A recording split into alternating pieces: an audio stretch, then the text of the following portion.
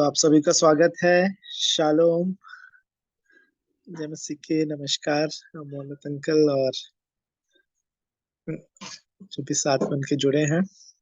हम परमेश्वर पिता का धन्यवाद देते हैं, उन्होंने हमको ये प्रार्थना का समय दिया है। आइए हम प्रार्थना के साथ प्रभु अपनी सारे विनती निवेदनों प्रभु के सामने रखेंगे निवेदनों को। अभी अवसर है कि आप प्रार्थना प्रारंभ कर सकते हैं।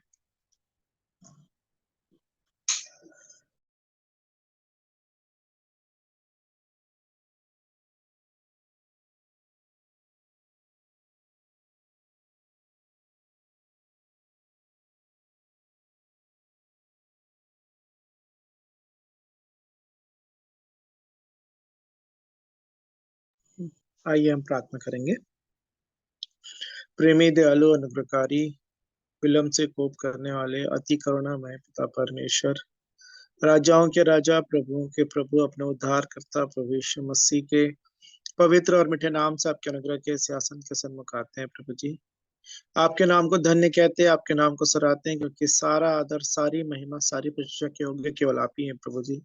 सारे सृष्टि की रचना आपके द्वारा हुई प्रभु जी, आप ही के लिए हर एक बातें हैं प्रभु जी। और आपने प्रभु जी अपनी दया, अपनी करुणा में हमको अपने स्वरूप, अपने समानता में बनाया मनुष्यों को प्रभु जी। और जब मनुष्य पाप में गिर गया प्रभु जी, आपसे दूर हो गया प्रभु जी, आपने उसके लिए एक अद्भुत योजना रखी प्रभु जी, कि अपने इकलौते पुत्र प्रभु यीशु मसीह को आपने हमारे लिए दे दिया, ताकि जो कोई उस पर विश्वास करे वो नाश ना हो परंतु अनंत जीवन पाए। प्रभु यीशु मसीह, आपका धन्यवाद देते हैं कि आप स्वर्ग राज का सारा विभव छोड़कर प्रभु जी अपने आप को दीन और नम्र बना के प्रभु जी दास का स्वरूप धारण करके मनुष्यों की समानता में होकर अपने आप को शून्य कर दिया प्रभु जी। और आप यहाँ तक आज्ञाकारी रहे कि अपनी क्रूस की मृत्यु को सह लिया। आपका धन्यवाद देते हैं प्रभु जी। इसी कारण आपका नाम सब नामों में ऊंचा नाम है प्रभु जी। आप ही के नाम के आगे हर एक घुटना टिकेगा, हर एक जीभ अंगीकार करेगी कि यीशु मसीह ही प्रभु है। आपके नाम को हम धन्य कहते हैं, आपके नाम को सराहते हैं प्रभु जी। उसी नाम के द्वारा जिसके द्वारा पिता के पास हमारी पहुंच होती है प्रभु जी। पवित्र आत्मा के द्वारा प्रभु जी, जो हमें आपकी बातों को सिखाते हैं प्रभु जी। आपका धन्यवाद देते हैं, इस जीवन के मार्ग में चलने में सहायता मदद करते हैं। आपके नाम को धन्य कहते हैं, आपके नाम को सराहते हैं प्रभु जी। आप प्रतिदिन आप हमारा बोझ उठाते हैं प्रभु जी। और आप यही चाहते हैं कि हम भी प्रभु जी अपना क्रूस उठाएं प्रभु जी, आपके पीछे चलें प्रभु जी, अपने हर एक अभिलाषाओं पे प्रभु जी जयवंत होते हुए आपसे क्षमा चाहते हैं प्रभु जी। आंखों की अभिलाषा, शरीर की अभिलाषा, जीवन के घमंड के लिए प्रभु जी यीशु मसीह के लहू से धो के शुद्ध पवित्र कर दें, क्योंकि आपने कहा ये जो कोई अपने पाप अपराध छिपा रखता है उसका तो कार्य सफल नहीं होता, लेकिन जो उन्हें मान लेता और छोड़ भी देता है उस पर दया की जाएगी प्रभु जी। आपकी दया में अपने जीवन के लिए, अपने परिवार, अपने घराने के लिए और इस जूम मीटिंग में जुड़ने वाले हर एक भाई बहनों के लिए, उनके परिवारों, उनके घरानों के लिए मैं करता हूँ प्रभु जी। हर एक जनों के पापों अपराधों को आप क्षमा करें, क्योंकि आपने कहा कि यदि हम कहें कि हमें कुछ भी पाप नहीं तो हम झूठे हैं प्रभु जी। दया करें, अनुग्रह करें कि जब तक मसीह यीशु का वो तेजस्वी रूप हमें ना बन जाए प्रभु जी, हम आपके सामने अपने हर एक पापों अपराधों से मन फिरा के पश्चाताप करके प्रभु जी नए जीवन किसी चाल में हर एक जन चलते हुए पाए जाए, ऐसी दया अनुग्रह चाहते हैं प्रभु जी। हर एक रोकने वाली वस्तु, उलझाने वाले पाप पे प्रभु जी उनको दूर करके प्रभु जी हमारे विश्वास के कर्ता और सिद्ध करने वाले प्रभु यीशु मसीह की ओर ही हम ताकते रहें और आप में बढ़ते जाएं, ऐसी दया और अनुग्रह चाहता हूँ प्रभु जी। आप दया करें, अनुग्रह करें कि हर एक जो दुष्टता, बुराई प्रभु जी हमारे जीवनों में पाई जाती है प्रभु जी, आप क्षमा करें प्रभु जी। दया करें कि आप अपने योग्य बनाए, क्योंकि आप पवित्र पवित्र पवित्र सर्वशक्तिमान परमेश्वर हैं प्रभु जी। आपने कहा उस पवित्रता के खोजी बनो प्रभु जी, पवित्र बनो, क्योंकि तुम्हारा बुलाने वाला भी पवित्र है। दया करें, अनुग्रह करें प्रभु जी अपने वचन के द्वारा, अपने आत्मा की अगुवाई में। हाँ प्रभु जी, हर एक प्रभु जी उन अशुद्धताओं को प्रभु जी अपने जीवन से दूर करने में आप सहायता और मदद करें।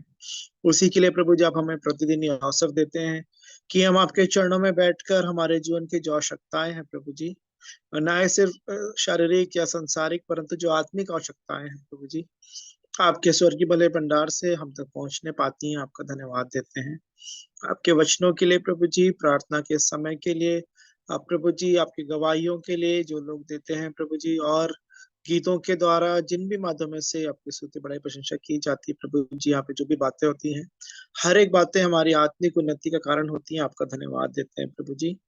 आप दया करें, अनुग्रह करें प्रभु जी, जैसे कि पौलुस भी कहते हैं कि तुम हमारे लिए हर समय हर प्रकार से आत्मा में प्रार्थना विनती किया करो, और साथ ही साथ हमारे लिए भी प्रार्थना किया करो कि हमको बोलने के समय एक ऐसा सामर्थी वचन दिया जाए ताकि बड़े हियाव से आप उन बातों को रख सकें। पौलुस ने ऐसी प्रार्थना विषय भी दिया था। हाँ प्रभु जी, आपके दया अनुग्रह चाहते हैं कि हर एक जनों के द्वारा प्रभु जी आपके आत्मा में बारे जाकर जो कोई भी हम मुंह खोलते हैं प्रभु जी, आपकी आत्मा की अगुवाई में बोलने पाए प्रभु जी, ताकि हर एक जनों के लिए आशीष का कारण वो होने पाए प्रभु जी, और व्यक्ति स्वयं के लिए भी आशीष का कारण होने पाए। ऐसी दया अनुग्रह चाहते हैं। जितने प्रिय जुड़ते हैं प्रभु जी, हर एक को आपके हाथ में समर्पित करते हैं प्रभु जी। उनकी हर एक आवश्यकताओं को आप जानते हैं प्रभु जी। आपने कहा तुम सबसे पहले मेरे राज्य और धार्मिकता की खोज करो, तो ये सब वस्तुएं तुम्हें यूं ही मिल जाएंगी। हाँ प्रभु जी, चाहे हम आपने कहा कि तुम इस बात की चिंता मत करना कि हम क्या खाएंगे, क्या पिएंगे, क्या पहनेंगे, क्योंकि अन्य जाति इसी बात की खोज में रहती है, लेकिन तुम सबसे पहले मेरे राज्य और मेरी धार्मिकता की खोज करो। दया करें, अनुग्रह करें कि हम आपके राज और धार्मिकता की खोजी पाए जाएं। आप ही की बातों में प्रभु जी बढ़ने में सहायता मदद करें, कि जैसे गयुस के लिए भी प्रार्थना की गई कि हे प्रिय, जिस प्रकार तू आत्मिक उन्नति कर रहा है, वैसे ही तू हर एक बातों में उन्नति करे और भला चंगा रहे। हाँ प्रभु जी, हमारे जीवन में आत्मिक उन्नति प्रतिदिन प्रतिपल होने पाए, ऐसी दया अनुग्रह चाहते हैं प्रभु जी। इस वक्त विशेष प्रार्थना करते हैं जो भी प्रिय शारीरिक और स्वस्थता से होकर गुजर रहे हैं प्रभु जी, आपकी ओर से प्रभु जी उनको पूर्ण चंगाई मिलने पाए प्रभु जी। आप यहोवा राफा हैं प्रभु जी, आप सर्व सामर्थी पिता परमेश्वर है, आप ही हमारे शरीरों को बनाने वाले पिता परमेश्वर है। हर एक प्रभु जी जो वातावरण है प्रभु जी, आप ही के द्वारा, पर्यावरण सब आप ही के द्वारा रचाया गया है प्रभु जी, और सब बातों को आपने संतुलित और सब अच्छी रीति से बनाया है प्रभु जी। कि जो प्रभु जी जो मौसम का जो दुष्प्रभाव दिखने में आता है, वो सब पाप गुनाह अंधकार के कारण ही है। हाँ प्रभु जी, उनसे आप लोगों को प्रभु जी आप बचाएं प्रभु जी। आपके लोगों की चंगाई के लिए हम प्रार्थना करते हैं। हम प्रार्थना करते हैं बहन समीक्षा के लिए, जिन्होंने प्रार्थना का विषय दिया प्रभु जी, उनके लिए, उनके परिवार के लिए, के घराने के लिए प्रभु जी। जिस भी परिस्थिति में वो है प्रभु जी, आपके द्वारा संभाली जाए, उन परिस्थितियों से बाहर निकलने में आप उनकी सहायता मदद करें। भाई दिनेश पीटर के लिए प्रार्थना करते हैं प्रभु जी, संतान की आशीष आपकी ओर से उस परिवार में आने पाए, ऐसी दया अनुग्रह चाहते हैं प्रभु जी। और भी जितने प्रियो ने बेटे एजीएल के लिए प्रार्थना करते हैं, उनकी आंखों की रोशनी के लिए हम प्रार्थना करते हैं। अंकल उमेश अंकल की आंखों की रोशनी के लिए प्रभु जी आप दया करें, अनुग्रह करें। और भी जो भी प्रभु जी शारीरिक तौर पर अस्वस्थ हैं, आप जब प्रभु यीशु मसीह जब इस पृथ्वी पर थे, जहां कहीं भी जाते थे, आप बीमारों को चंगा करते थे प्रभु जी, आप दुष्ट आत्माओं को निकालते थे प्रभु जी। हाँ प्रभु जी, यहाँ तक आपने मुर्दों को भी जिला दिया प्रभु जी। हाँ प्रभु जी, ऐसी आशीष आप प्रभु जी हर एक परिवारों में आने पाए, तो इन घरों में जिन्होंने प्रार्थना के विषय दिया, और हम सभी भी प्रभु जी आप में जो भले चंगे स्वस्थ पाए जाते हैं, आपका धन्यवाद करते हैं, और आप में ही बढ़ते जाने में आप सहायता और मदद करें प्रभु जी। वह फिर से आज की पूरी सभा को आपके हाथों में सौंपते हैं प्रभु जी। हमारे जीवन के हर एक उन जीवन के क्षेत्रों में, उन भागों में प्रभु जी जहाँ पे आपकी रोशनी की आवश्यकता है प्रभु जी, आपके प्रकाश चमकने पाए प्रभु जी, ताकि हमारे जीवन के हर एक अंधेरे भाग दूर किए जाए, ऐसी दया अनुग्रह चाहते हैं प्रभु जी। प्रार्थना करते हैं आपकी दया, आपकी अनुग्रह के लिए, कि जो हम एक साथ इकट्ठा होना चाहते हैं प्रभु जी आने वाले समयों में, उस मीटिंग को भी आपके हाथों में सौंपते हैं प्रभु जी, आपकी ओर से मार्ग निकलने पाए, अच्छा सुझाव आने पाए, अच्छा प्रस्ताव आने पाए प्रभु जी, जिससे आप जो चाहते हैं हमारे जीवन में वही बात पूरी होने पाए, ऐसी दया और अनुग्रह चाहते हैं। शेखर मामू के लिए, और भाई रुपेश के लिए, पंकज भैया के लिए, और जितने अगुए हैं, चाचा जी के लिए, पापा जी के लिए प्रभु जी, और जितने लोग प्रभु जी से जुड़ते हैं, हर एक जनों को प्रभु जी आपके हाथों में समर्पित करते हैं, जिनके द्वारा आपका वचन हम तक पहुंचता है। हर एक को आशीष दे, मोहल्लत अंकल को, भाई विजय को, परिवार घराने के लोगों को, भाई मधुसूदन को, उनके परिवार घराने के हर एक जनों को, और भी बहुत सारे जितने लोग प्रिय जो जुड़ते हैं, हर एक जन को आप खत्म सौंपते हैं। भाई तीरथ नारायण के बेटे तेजस के लिए प्रार्थना करते हैं, जो अपनी परीक्षाएं अभी दे रहे हैं, अपनी ज्ञान बुद्धि समझ उन्हें प्रदान करें। अपने हर एक बच्चों को स्मरण करते हैं प्रभु जी, अपनी पढ़ाई लिखाई में भी प्रभु जी उनका मन लगने पाए, और प्रभु जी वो आपके भय में और माता पिता की आज्ञाकारिता में बढ़ने पाए, ताकि उनके जीवन में हर एक आशीषें उनके जीवन में आने पाए।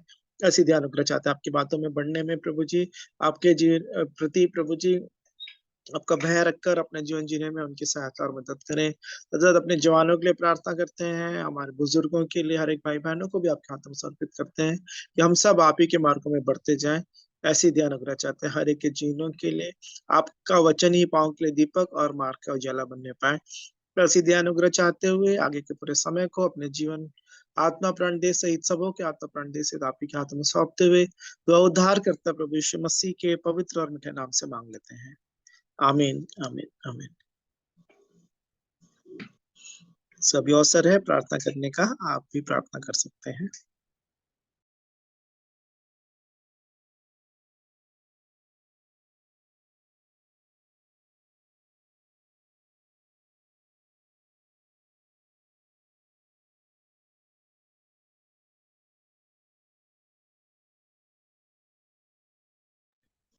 एक सूचना भी देनी थी कि 7:30 बजे मैं दूसरी मीटिंग में मुझे जुड़ना होगा, तो 7:30 के बाद यदि मधुसूदन भैया आप लीड कर सकते हैं क्या आज?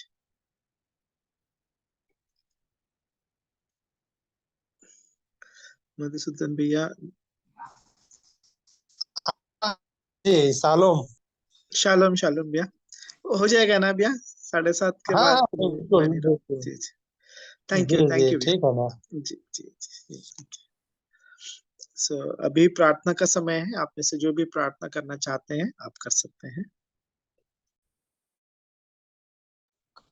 आइए हम प्रार्थना करते हैं।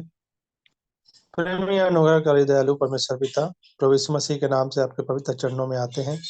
धन्यवाद करते हैं प्रभु जी, इस सुंदर समय को दिया है प्रभु जी हमारे जीवनों में, कि हम पुनः प्रभु जी इस संगति में इकट्ठा होने पाए हैं प्रभु जी। आपकी दया आपकी अनुग्रह है प्रभु जी, कि हम इस समय में प्रभु जी अपने मनों को तैयार कर पाते हैं और प्रभु की संगति में जुड़ने पाते हैं। प्रभु आपका धन्यवाद करते हैं, आपने मुझे, मेरे परिवार, मेरे बच्चे और इन कलीसिया के प्रत्येक सदस्य को प्रभु जी संभाल के रखा है, और उनके मानसिक शारीरिक शरीर स्वास्थ्य को प्रभु जी आपने चंगाई प्रदान किया है, इसके लिए मैं धन्यवाद करता हूँ। आगे वाले समय में प्रभु जी जो भी कठिनाई जो भी समस्या प्रभु जी हमारे जीवनों में आती है, उन सबों के लिए प्रभु जी हम तैयार रहें, ऐसी हम पर दया कीजिए प्रभु जी। आपका वचन हमारे जीवनों में काम करे प्रभु जी, और हम आत्मिक रूप से तैयार रहें प्रभु जी, ऐसे हम पर दया कीजिए प्रभु जी। आपका अनुग्रह हमारे लिए बहुत है। आपने कहा है प्रभु जी कि मेरी निर्बलताएं, मेरी सामर्थ्य निर्बलताओं में सिद्ध होती है। सचमुच है प्रभु जी, हम निर्बल हैं प्रभु जी। हमें उस सांसारिक जीवन से प्रभु जी, उन शैतान की युक्तियों से प्रभु जी हमें तैयार करिए प्रभु जी। उस आत्मिक युद्ध के लिए प्रभु जी, उस हथियार को हम धारण कर सके प्रभु जी, ऐसी हमें सामर्थ्य दीजिए प्रभु जी। हम वचन में सिद्ध हो सके प्रभु जी, और एक दूसरे को सिखा सके, ऐसी हमें दृढ़ करते जाइए प्रभु जी। आपने कहा कि मेरा जाना तुम्हारे लिए अच्छा होगा, मैं जाऊंगा तो सहायक को भेजूंगा और वो आने वाली बातों को तुम्हें सिखलाएगा। सचमुच में प्रभु जी, आपकी आत्मा प्रभु जी हमें वास करती है, और हर एक कठिनाइयों से प्रभु जी हमें बताती है, और परिस्थितियां जैसी भी हो, हमें उससे निकलने के लिए प्रभु जी आपका वचन काम करता है। आपके वचन हमारी अगुवाई करता है प्रभु जी। आप हमें सत्य भी बताते हैं और झूठ की परख को भी समझा देते हैं प्रभु जी। आपका धन्यवाद करते हैं। आपने हमें इस लायक बनाया प्रभु जी। आपने उस अंधकार से हमें इस ज्योति में लाया प्रभु जी, कि हम ज्योति के समान प्रकाशित हो, और हमारा प्रकाश दूसरों को भी प्रकाशित कर सके प्रभु जी। आपका धन्यवाद करते हैं। आपने कहा यदि तुम मेरे वचन में बने रहोगे तो सत्य को जानोगे, और सत्य तुम्हें स्वतंत्र करेगा। सचमुच में प्रभु जी, यदि कोई भी मनुष्य आपके वचन में लगातार बने रहता है, और बुराई और अपने जो मन की छल कपट है इससे न हो, तो वचन उसके जीवन में काम करता है, और वचन के द्वारा प्रभु जी आप उनसे बात करते हैं। जैसा कि प्रभु जी आपने मुझसे बात किया, वचन के द्वारा बात किया प्रभु जी। आपने मुझे उस अंधकार से बुलाया प्रभु जी, और बुलाने और चुन लिए जाने के लिए मैं धन्यवाद करता हूँ प्रभु जी। आपका उद्देश्य मेरे जीवन से पूरा हो, मैं ऐसी विनती प्रार्थना करता हूँ प्रभु जी। मेरे जीवन से आपको महिमा मिले, और हर एक बातों के लिए मैं धन्यवाद करता हूँ प्रभु जी। इस समय को, इस संगति में जुड़ने वाले सबों को प्रभु जी आपके हाथों में सौंपता हूँ, ताकि आपकी जो आशीष है प्रभु जी, आपकी अनुग्रह है, हम सभी के जीवन में काम करे और हम आत्मिक रूप से प्रभु जी बलवंत होने पाए। हमारे जीवनों में चाहे जैसे भी परिस्थितियां आए प्रभु जी, हम आपके वचन पर निरंतर बने रहें, ऐसी हम पर दया कीजिए। प्रभु जी, आपने कहा है अधर्म के बढ़ने से बहुतों का प्रेम ठंडा पड़ जाएगा और जो अंत तक धीरज धरेगा उसी का उद्धार होगा। सचमुच है प्रभु जी, अभी तो कुछ नहीं है, आने वाले समय में जैसे अंत का समय आएगा प्रभु जी, तो बहुतों का प्रेम प्रभु जी ठंडा पड़ जाएगा और किसी न किसी परिस्थितियों के द्वारा मन भरमाया जाएगा। प्रभु जी, हम पर दया कीजिए कि हम आपके वचन में सदा लीन रहें, आपके वचन हमारे जीवनों में काम करे और हम जो कुछ भी करें प्रभु यीशु मसीह के नाम से करें। प्रभु जी, हर एक बातों के लिए मैं धन्यवाद करता हूँ और इस समय को, आज के अगुवाइयों को प्रभु जी, जो स्तुति करते हैं, जो प्रार्थना करते हैं और जिनके द्वारा आज का वचन बताया जाता है प्रभु जी, वे हमारे चित्त में बसने पाए प्रभु जी, हमें ठीक ठीक समझ में आए प्रभु जी, और उन भेद भरी बातों को हम समझ सकें। किसी भी वचन को यदि हम समझ नहीं पाते हैं, उसके लिए भी मैं प्रार्थना करता हूँ प्रभु जी कि वे प्रभु अपनी सहायक के द्वारा उन भेद भरी बातों को हमारे ऊपर जाहिर करें। प्रभु जी, आपने हमें बुलाया है कि हम परमेश्वर के गुण धर्म को प्रकट करें और पवित्र बने। सचमुच में प्रभु जी, आपका धन्यवाद करते हैं। आपने हमें इस संगति में लाया और सीखने का एक अवसर दिया प्रभु जी, आपका धन्यवाद करते हैं। इस समय को पुनः आपके हाथों में सौंपते हुए इस छोटी सी विनती प्रार्थना को मैं अपने उद्धारकर्ता प्रभु यीशु मसीह के नाम से मांग लेता हूँ। सुने और ग्रहण करें। आमीन।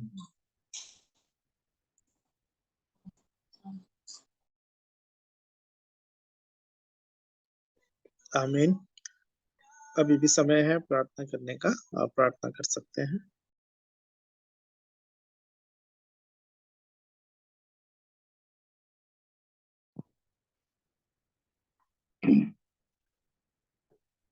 ठीक है, प्रार्थना में जाते हैं। हमारे सभी मसीह भाई बहनों को प्रेम भरा नमस्कार। जीवित पवित्र सेनाओं के यहोवा पिता परमेश्वर, आपके पास इकलौते बेटे, हमारे एकमात्र उद्धारकर्ता, मुक्तिदाता, जीवन देने वाले पवित्र सब नामों में सुनाम यीशु मसीह है। उसी के सामर्थ्य, मधुर, मीठे और धन्य नाम से पिता, मैं आपके सिंहासन के निकट आपके पवन चरणों के तले आते हैं। सारी आदर महिमा आपको मिले प्रभु। आपका धन्यवाद धन्यवाद धन्यवाद करता हूँ प्रभु जी।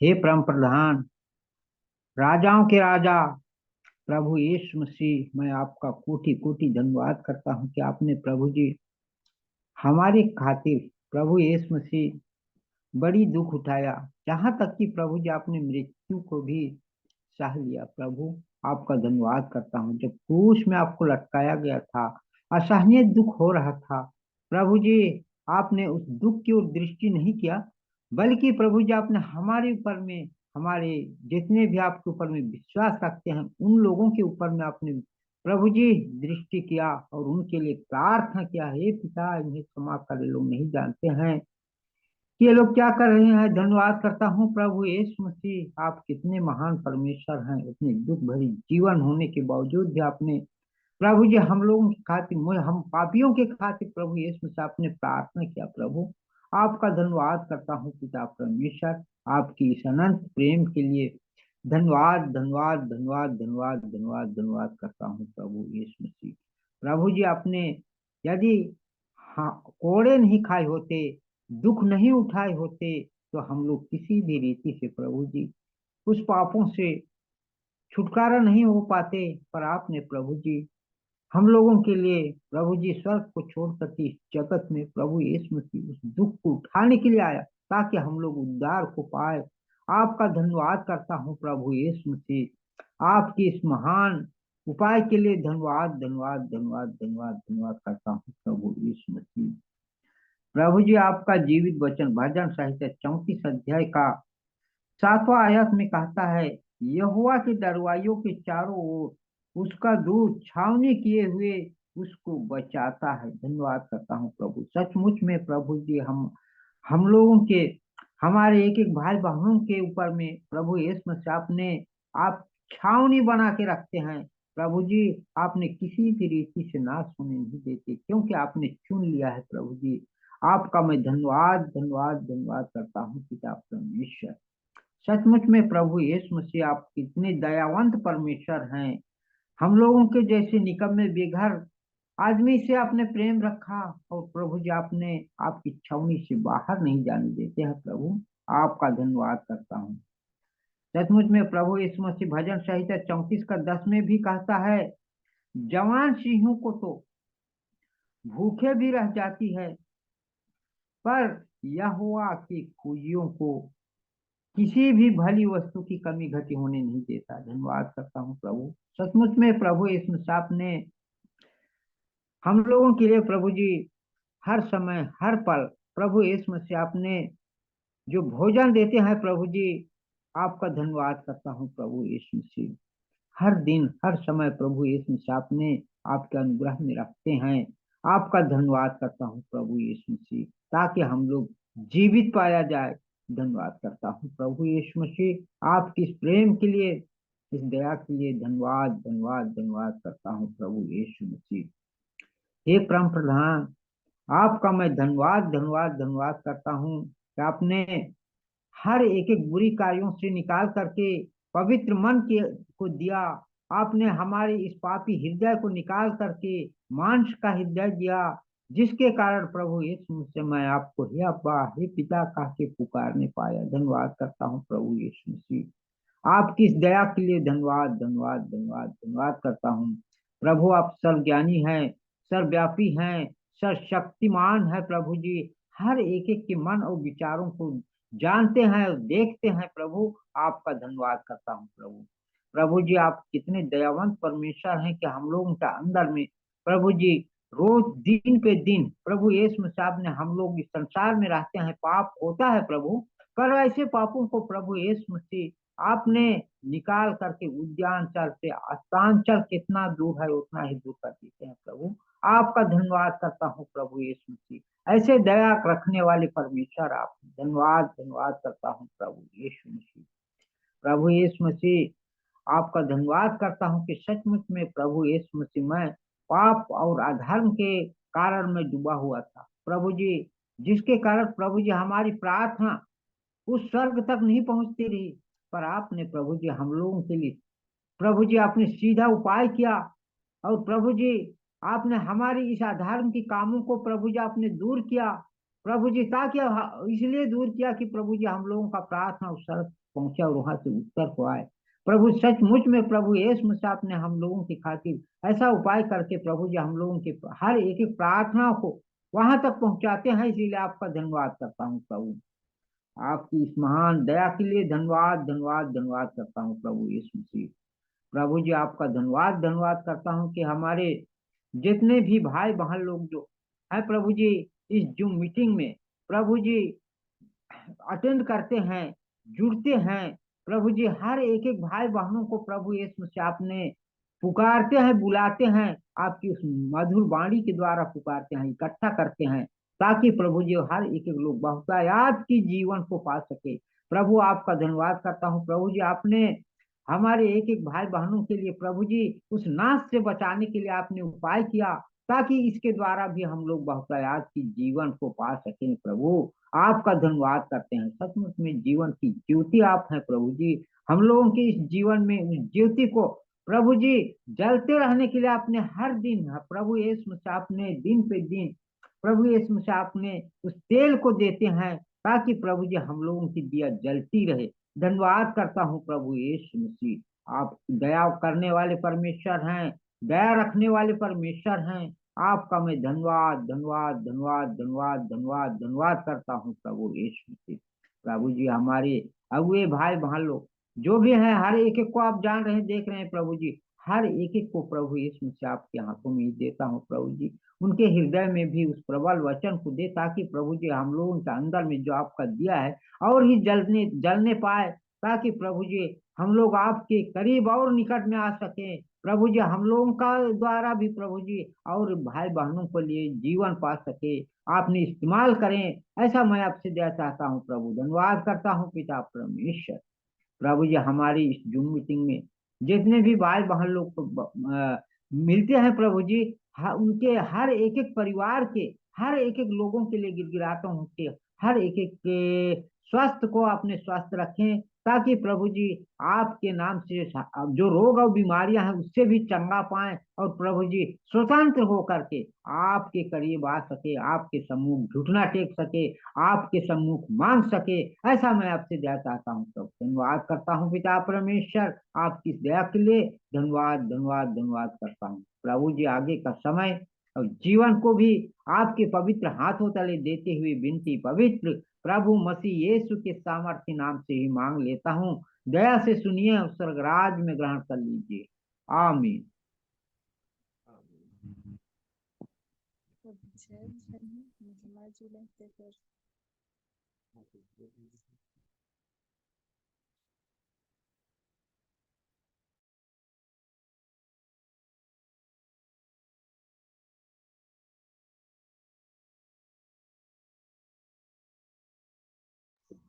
आमीन। और भी एक जन कोई प्रार्थना कर सकते हैं?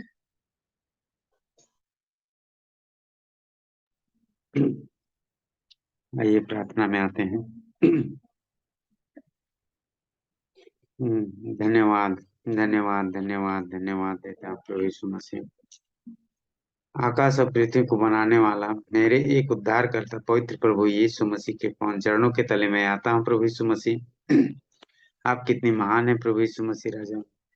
प्रभु यीशु मसीह राजा मुझे प्रभु यीशु मसीह हर घड़ी हर पल प्रभु यीशु मसीह संभाले रखते हैं प्रभु, उसके लिए मैं हृदय से धन्यवाद देता हूँ प्रभु यीशु मसीह।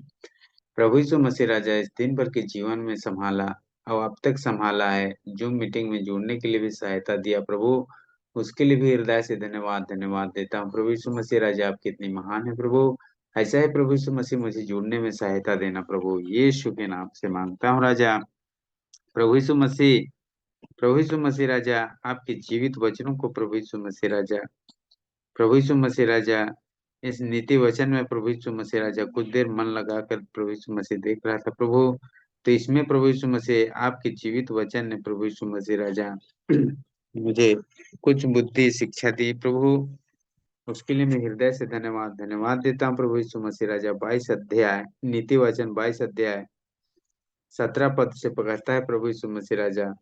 कान लगाकर बुद्धिमानों के वचन सुन, बुद्धिमानों के वचन सुन और मेरी आज्ञा की बातों की ओर मन लगा। सचमुच में प्रभु यीशु मसीह राजा अभी जो प्रभु यीशु मसीह राजा आपके जीवित वचनों को प्रभु यीशु मसीह राजा बता रहे हैं, इस बीच में प्रभु यीशु मसीह राजा आपने वो मन को देते हैं प्रभु यीशु मसीह राजा, इसमें हृदय से प्रभु यीशु मसीह राजा मैं धन्यवाद देता हूँ प्रभु, ताकि मुझे सुनने के लिए प्रभु यीशु मसीह राजा आपने कहा मन लगा कहता है प्रभु यीशु मसीह। सचमुच में प्रभु यीशु मसीह राजा मैं हर समय प्रभु यीशु मसीह राजा मन लगाता रहूं प्रभु यीशु मसीह आपके जीवित वचनों में प्रभु यीशु मसीह राजा। चाहे प्रभु यीशु मसीह राजा मेरा जितना भी बड़ा है क्यों ही ना काम हो प्रभु, मेरे को प्रभु यीशु मसीह राजा आपके वचनों में प्रभु यीशु मसीह राजा मन लगाने में सहायता देना प्रभु, ताकि मैं आपसे मैं कभी दूर ना होने वाला मैं बनने पाऊँ प्रभु यीशु मसीह राजा। धन्यवाद देता हूँ प्रभु यीशु मसीह राजा। अब 18 पद में भी कहा है प्रभु यीशु मसीह, यदि तू उसको अपने मन में रखे और वे सब तेरे मुंह से निकला भी करे। सचमुच में प्रभु यीशु मसीह राजा मैं उसे मन में भी रखूं तो भी प्रभु यीशु मसीह राजा मेरे मुंह से भी निकालने पाए प्रभु यीशु मसीह राजा, ऐसा बुद्धि दीजिए मुझे प्रभु, ताकि प्रभु यीशु मसीह राजा मेरे अंदर से निकले तो सिर्फ आपके ही वचन के द्वारा ही प्रभु यीशु मसीह राजा मैं बातें कर सकूं, ऐसा दया कीजिए प्रभु यीशु मसीह राजा। तो यह मनभावनी बात होगी कहता है प्रभु यीशु मसीह राजा, जहाँ प्रभु यीशु मसीह यारों दोस्तों के पास में मैं भी रहूं प्रभु, भाइयों के पास में रहूं, बहनों के पास में रहूं प्रभु, तो प्रभु यीशु मसीह राजा मेरे बात ऐसा निकले ताकि आपके जीवित वचन जैसा भी प्रभु यीशु मसीह राजा पवित्र बाइबल में छपी है प्रभु, वैसा ही बात मेरे मन से भी निकला करे प्रभु, मैं हृदय से धन्यवाद देता हूँ प्रभु यीशु मसीह। और ये बातें निकालने के लिए आप ही बुद्धि दे रहे हैं प्रभु यीशु मसीह राजा। मैं धन्यवाद देता हूँ प्रभु यीशु मसीह राजा। और प्रभु यीशु मसीह राजा और भी आगे बढ़ा ताकि मैं बढ़ सकूं प्रभु यीशु मसीह राजा। प्रभु यीशु मसीह और प्रभु यीशु मसीह राजा 19 पद में भी कहता है प्रभु यीशु मसीह राजा, मैंने आज इसलिए ये बातें तुझको बताई है कि तेरा भरोसा यहोवा पर हो। सचमुच में प्रभु यीशु मसीह राजा, मेरे को प्रभु यीशु मसीह राजा आपने, मैं आपको नहीं जान रहा था प्रभु यीशु मसीह राजा, मैं आपसे कितने दूर में था प्रभु यीशु मसीह राजा, पर भी प्रभु यीशु मसीह राजा आपने मुझे नहीं गिनाया, ना छोड़ा प्रभु, आपके करीब में लाया और आपके आज्ञाओं को मानने के लिए मुझे सिखाया प्रभु। उसके लिए मैं हृदय से धन्यवाद देता हूँ प्रभु यीशु मसीह राजा। प्रभु यीशु मसीह राजा इसी तरह मैं आपके आज्ञा में प्रभु यीशु मसीह राजा मैं बना रहूं प्रभु। मुझे सहायता दिया प्रभु यीशु मसीह राजा, ताकि प्रभु यीशु मसीह राजा और भी आगे मैं बढ़ सकूं प्रभु यीशु मसीह राजा। ताकि प्रभु यीशु मसीह राजा जो शिक्षा भी मुझे मिल रही है प्रभु यीशु मसीह राजा, इसे प्रभु यीशु मसीह राजा कभी एब्सेंट ना करने वाला मैं बनने पाऊं प्रभु यीशु मसीह राजा। कभी कभी चूक जाती है प्रभु, उसमें भी प्रभु यीशु मसीह राजा आपने प्रभु यीशु मसीह राजा माध्यम बनाया है कि यदि अगर उस दिन अगर सुनने नहीं पाए तो उसमें प्रभु यीशु मसीह राजा रिकॉर्डिंग करके प्रभु यीशु मसीह राजा अमन भैया ने प्रभु उधर से भेजते हैं। उसके लिए भी हृदय से धन्यवाद देता हूँ प्रभु यीशु मसीह राजा। प्रभु यीशु मसीह राजा वो अपने मन से नहीं, परंतु आपने उस अमन भाई के ऊपर में होकर प्रभु यीशु मसीह आपने भिजवाते हैं प्रभु। तो दूसरा बार प्रभु दूसरे दिन उसको सुनने के लिए प्रभु यीशु मसीह राजा मन देते हैं तो उसको सुनने पाते हैं प्रभु। धन्यवाद देता हूँ प्रभु यीशु मसीह राजा। प्रभु यीशु मसीह राजा मैं उस कल परसों प्रभु यीशु मसीह राजा मेरा प्रभु यीशु मसीह राजा मैं छूट गया था प्रभु, लेकिन प्रभु यीशु मसीह राजा उसको सुनने के लिए प्रभु यीशु मसीह राजा आपने मन दिया, उसके लिए मैं हृदय से धन्यवाद देता हूँ प्रभु। ऐसा ही प्रभु यीशु मसीह राजा मुझ में प्रभु यीशु मसीह राजा बने रहना प्रभु, ताकि मैं प्रभु यीशु मसीह राजा आपसे कभी दूर ना होने वाला बनने पाऊं प्रभु यीशु मसीह राजा। प्रभु यीशु मसीह और प्रभु यीशु मसीह राजा सचमुच में प्रभु यीशु मसीह राजा बातों में प्रभु यीशु मसीह कल वचनों के द्वारा भी कुछ बातें बोल रहे थे प्रभु। तो अमन भाई ने भी कहा प्रभु यीशु मसीह राजा उस आग में जो है कोयला है उसे सचमुच में अलग कर देने से प्रभु यीशु मसीह राजा बुझ जाती है। कहता प्रभु यीशु मसीह राजा सचमुच में प्रभु यीशु मसीह आपके जीवित वचनों से प्रभु यीशु मसीह राजा अगर हम लोग अगर दूर हो जाएंगे तो सचमुच में प्रभु यीशु मसीह राजा वही अंधेरा ही टाइप लगता है प्रभु। सचमुच में प्रभु यीशु मसीह आपके जीवित वचनों के साथ में ही बने रहने के लिए प्रभु यीशु मसीह राजा बुद्धि देना प्रभु, ताकि प्रभु यीशु मसीह राजा आपके जीवित वचन से प्रभु यीशु मसीह राजा ये मन और चित्त से प्रभु यीशु मसीह कभी न उतरने पाए प्रभु। ऐसा दया कीजिए प्रभु, यीशु के नाम से मांगता हूँ राजा। प्रभु यीशु मसीह आगे के जीवन और समय को भी प्रभु यीशु मसीह आप ही के हाथों में सौंपता हूँ प्रभु यीशु मसीह। ये छोटी बिनती प्रार्थना उद्धार करता पवित्र प्रभु यीशु के नाम से मांग लेता हूँ, आमीन। आमीन। प्रभु का धन्यवाद सुंदर प्रार्थना के लिए। प्रभु का वचन सबके जीवन में काम करे ऐसा मैं विश्वास करता हूँ। अभी का समय अब गवाही का रहेगा। प्रभु के वचन के द्वारा यदि किसी के जीवन में कुछ काम हुआ है या कोई भी वचन आप शेयर करना चाहते हैं तो अभी अवसर होगा, या स्तुति का गीत गा सकते हैं या वचन शेयर कर सकते हैं।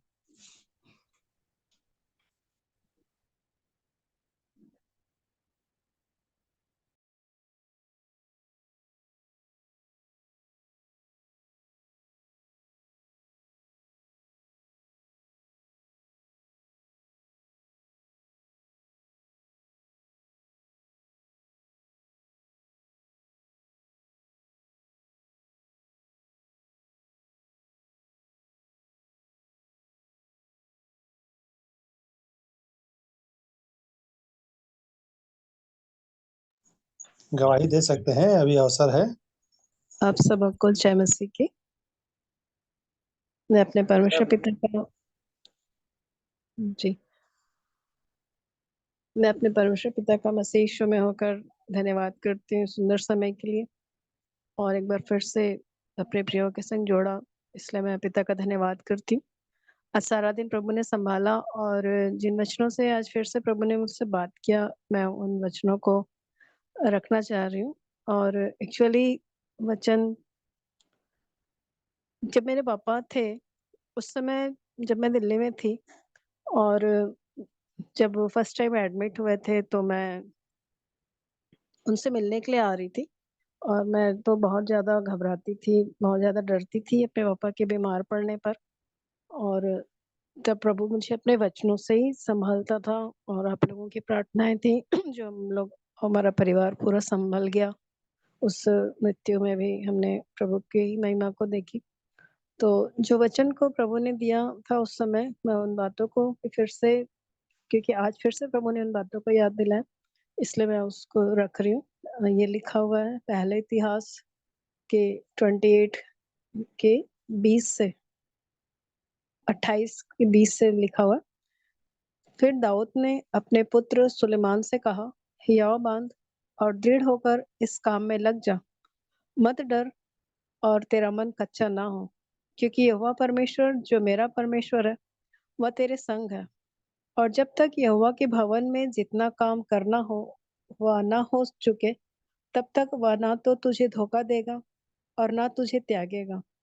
और देख, परमेश्वर के भवन के सब काम के लिए याजकों और लेवियों के दल ठहराए गए हैं, और सब प्रकार की सेवा के लिए सब प्रकार के काम प्रसन्नता से करने वाले बुद्धिमान पुरुष भी तेरा साथ देंगे, और हाकिम और सारी प्रजा के लोग भी जो कुछ तू कहेगा वही करेंगे। और ये जब मैं आ रही थी, मैं ट्रेन में थी और वचन को मैं मांगती थी प्रभु से, क्योंकि मेरा मन बीच बीच में विचलित हो जाता था कि मैं अपने पापा को किस दशा में देखूंगी। मई महीने की बात है ये।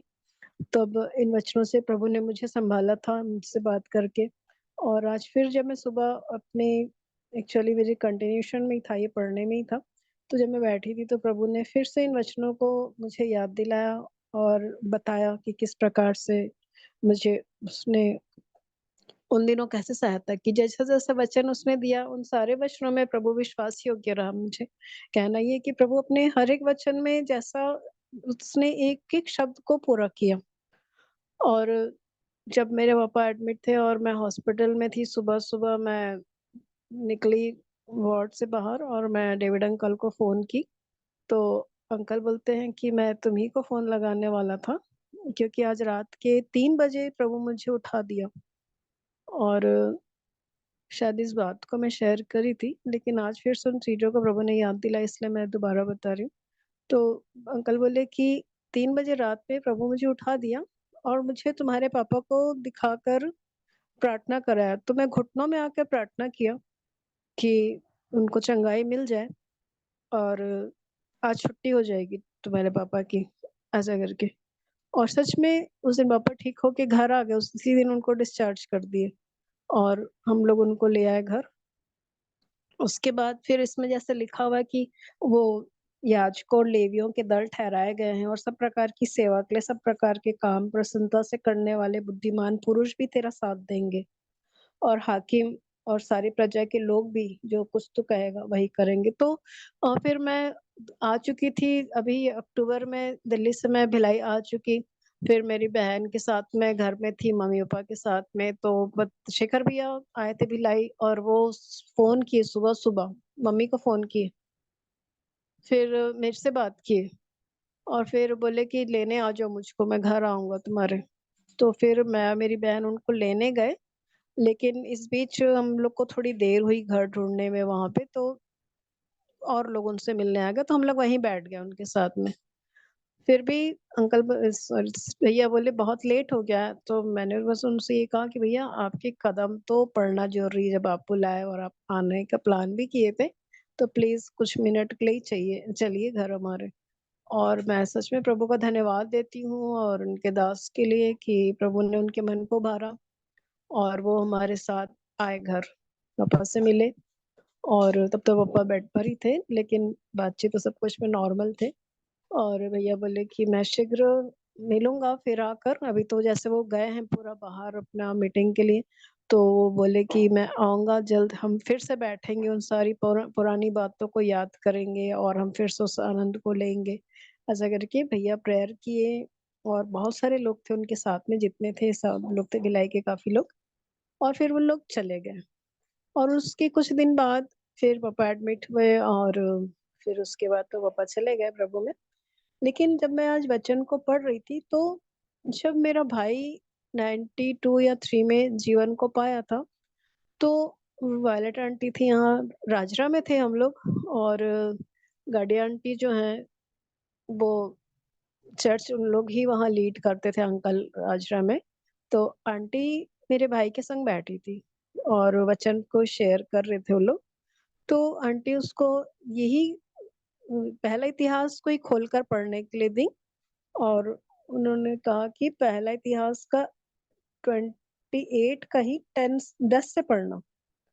और 10 में लिखा हुआ है कि 28 के 10 में कि अब चौकस रह, यहोवा ने तुझे एक ऐसा भवन बनाने के लिए चुन लिया है जो पवित्र स्थान ठहरेगा। हियाव बांधकर इस काम में लग जा। और जैसे ही मेरे भाई ने इस वचन को पढ़ा, वो तुरंत टूट गया और उसी वक्त उसने अपने जीवन को प्रभु को समर्पित कर दिया। तो अब मैं तो उस वक्त जीवन में नहीं आई थी, तो मुझे उसकी बातें समझ में नहीं आती थी जल्दी, और इसलिए उसके संग में ज्यादा मीटिंग भी अटेंड नहीं करती थी, क्योंकि मैं विरोध करती थी उन लोगों का, मम्मी और मेरे भाई का। मैं नहीं जाती थी उनके साथ मीटिंग में। और फिर एक दिन और वो चर्च गया उनके साथ में, गार्डन अंकल लोग के घर में गया। और तब वहां पे कुछ कुछ लोगों ने हमसे, मतलब हम लोग से पूछने लगे और मुझसे भी पूछे कि आज चर्च क्यों नहीं आए। और एक्चुअल में मैं जाना नहीं चाहती थी वहां पर, तो मैं नहीं गई थी। तो वो बोले कि आज तो बाबा की गवाही, मीन्स मेरे भाई की गवाही सुनने लायक थी। वो बहुत सुंदर गवाही दिया, मीन्स जीवन पाने के कुछ महीने बाद की बात है, हम लोग राजरा में ही थे। तो वहां पर उसने गवाही दी थी कि भजन संहिता 27 में लिखा हुआ है, 27 के 4 में, एक बार मैंने यहोवा से मांगा है, उसी की यत्न में लगा रहूंगा कि मैं जीवन भर यहोवा के भवन में रहने पाऊं, जिससे यहोवा की मनोहरता पर दृष्टि लगाए रहूं और उसके मंदिर में ध्यान किया करूं। तो जो वचन उसको मिला था कि अब चौकस रहा, कि मैंने तुझे चुन लिया एक ऐसा भवन बनाने के लिए, अब उस काम में लग जा। वहां पे एक आज्ञा दिया था परमेश्वर ने, और उसमें उसने यहाँ पर उसको रिलेट किया था कि एक वर मैंने मांगा है यहोवा से, और उसी के यत्न में लगा रहूंगा कि मैं जीवन भर यहोवा के भवन में रहने पाऊं।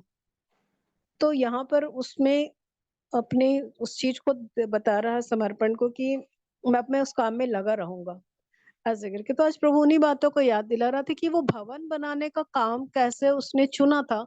और एक दिन मैं सचिन क्लाइव को सुन रही थी, तो वो बताया कि जैसे घराने घराने का नाम लिखा हुआ वचन में, कि परमेश्वर के सामने सब घरानों के नाम लिखे हुए हैं, और कैसा यहाँ पर जैसे हम हैं तो वहां भी हम वैसे होंगे। और मैं कई बार सोचती थी क्या मैं अपने बच्चे से मिलूंगी, लेकिन कई एक गवाहियों को मैं सुनती थी तो मुझे लगता था कि हाँ मैं मिलूंगी। और फिर जब सारे भवन वाले आज वचन मुझे मिल रहे थे, तो ये वचन फिर से प्रभु ने मुझे स्मरण दिलाया कि उस वचन को तो उसने देख के मेरे भाई के जीवन को बचाया था। फिर मेरे पापा के समय में वही वचन मुझे दिया कि उस भवन का काम जब तक पूरा ना हो जाए तब तक वो ना तो धोखा देगा और ना त्यागेगा। जैसे 28 के 20 में लिखा है, और जब तक यहोवा के भवन में जितना काम करना हो वह ना हो चुके, तब तक वह ना तो तुझे धोखा देगा और ना तुझे त्यागेगा। तो इस भवन का निर्माण परमेश्वर ने कब से किया था, और अब तक प्रभु विश्वास योग्य है मेरी फैमिली के साथ में।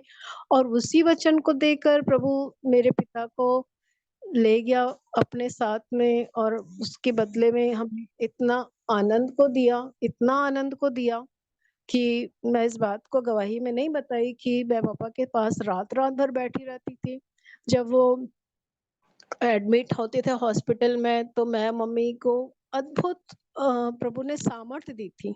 और जब मैं डेथ के बाद वचन को पढ़ती थी, तो वो चीज को प्रभु दिखाता था कि प्रभु हमारे द्वारा काम को कर रहा था। हम लोग तो जस्ट एक वहां पे प्रेजेंट हमारी थी, बॉडी थी, लेकिन काम तो वहां पे परमेश्वर कर रहा था, वो खुद वहां पर था।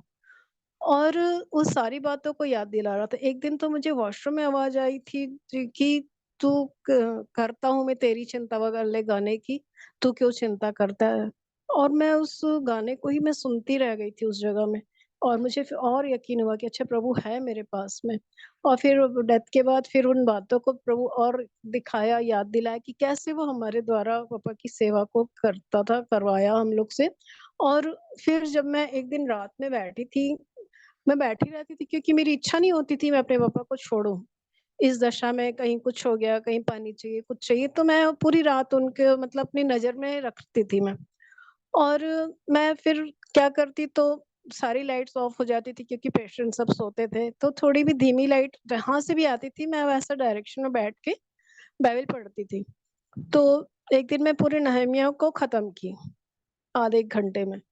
और जैसे ही मैं लास्ट चैप्टर में आई तो प्रभु मुझसे बोलता है, चल एक और गवाही तेरे जीवन में जोड़ता हूँ मैं।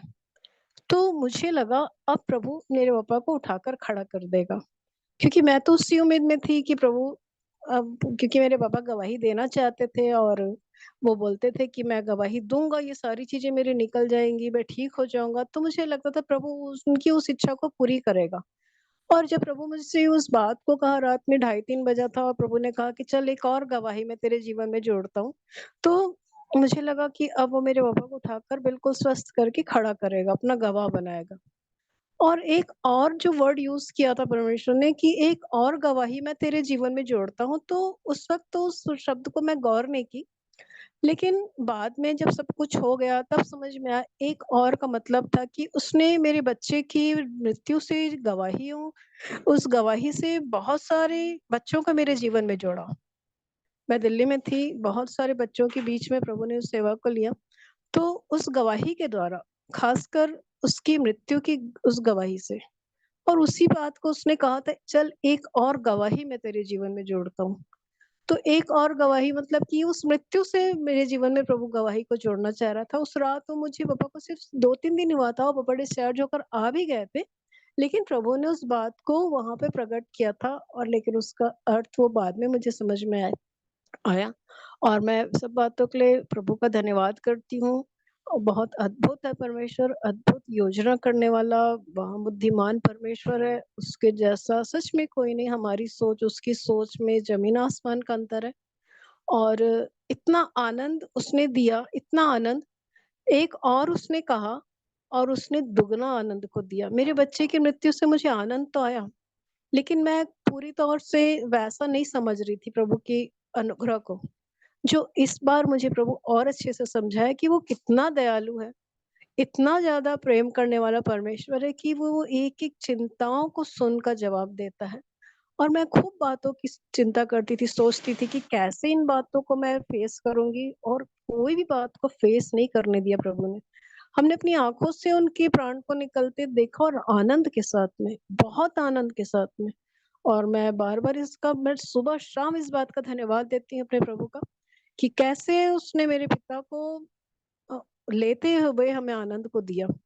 और मैं सच में प्रभु का धन्यवाद करती हूँ। और मैं आप लोगों के लिए ये प्रेयर रिक्वेस्ट देती हूँ कि जो भवन बनाने की बात प्रभु ने की है कि मेरा घराना पूरा प्रभु में आ जाए, तो आप लोग प्लीज मेरे पूरे घराने को अपने प्रेयर में रखिए, मेरे भाई के परिवार को, मेरी बहन के परिवार को, मुझे, मम्मी को।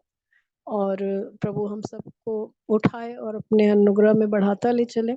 और आप लोगों को भी मैं धन्यवाद करती हूँ, आप लोगों ने भी बहुत प्रार्थना की, हमको बहुत ज्यादा सपोर्ट किया, जिसका आनंद आज भी हमारे पास में है। और मैं धन्यवाद करती हूँ आप सबों का भी, और परमेश्वर पिता का, और आप सबों को जय मसीह की।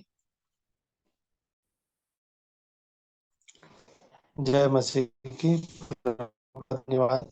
सुंदर गवाही के लिए प्रभु ने जीवन में काम किया है, और आप विश्वास करते हैं कि प्रभु आपकी बातें करें और आपके जीवन में प्रभु वचन काम करे, प्रभु आपसे बातें करे।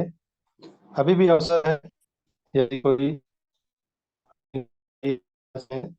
ये वचन शेयर करना चाहते हैं, उसके लिए भी अवसर है।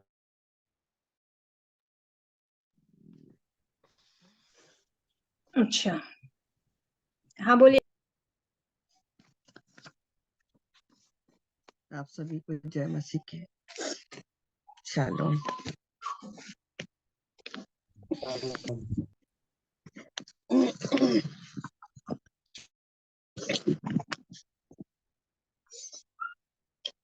मैं गाना गा रही हूँ। प्रभु यहोवा मुझ में है, आजकल उसका डेरा है।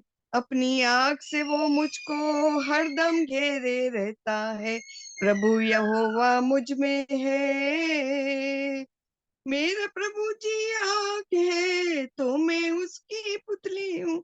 मेरा प्रभु जी आग है तो मैं उसकी पुतली हूँ। जो कोई मुझको छूता है उसकी पुतली छूता है। जो कोई मुझको छूता है उसकी पुतली छूता है। प्रभु यहोवा मुझ में है, आजकल उसका डेरा है। अपनी आग से वो मुझको हरदम घेरे रहता है। प्रभु यहोवा मुझ में है। पराक्रमी है मेरा प्रभु, मुझको शस्त्र बनाता है। पराक्रमी है मेरा प्रभु, मुझको शस्त्र बनाता है। मुझको धनुष का तीर बनाकर शत्रु को गिराता है। मुझको धनुष का तीर बनाकर शत्रु को गिराता है। प्रभु यहोवा मुझ में है, आजकल उसका डेरा है। अपनी आग से वो मुझको हरदम घेरे रहता है। प्रभु यहोवा मुझ में है। Hallelujah hallelujah hallelujah. प्रेमी पिता परमेश्वर, जीवित प्रभु यीशु मसीह के नाम से पवित्र आत्मा की सहायता सहभागिता के साथ एक बार फिर पावन चरणों में आते हैं। धन्यवाद देते हैं प्यारे खुदावन इस शाम के इस पल के लिए प्रभु जी, जब हम आपकी संगति में बैठते हैं प्रभु जी, वचनों की शिक्षा पाते हैं प्यारे खुदावन यीशु मसीह। गीतों का गाना प्रभु जी, गवाहियों का माध्यम प्रभु जी, केवल आपकी महिमा का कारण है प्रभु जी। प्रभु जी, हमारी इन बातों से केवल आपको महिमा मिले प्यारे खुदावन। धन्यवाद देते हैं प्यारे खुदावन यीशु मसीह।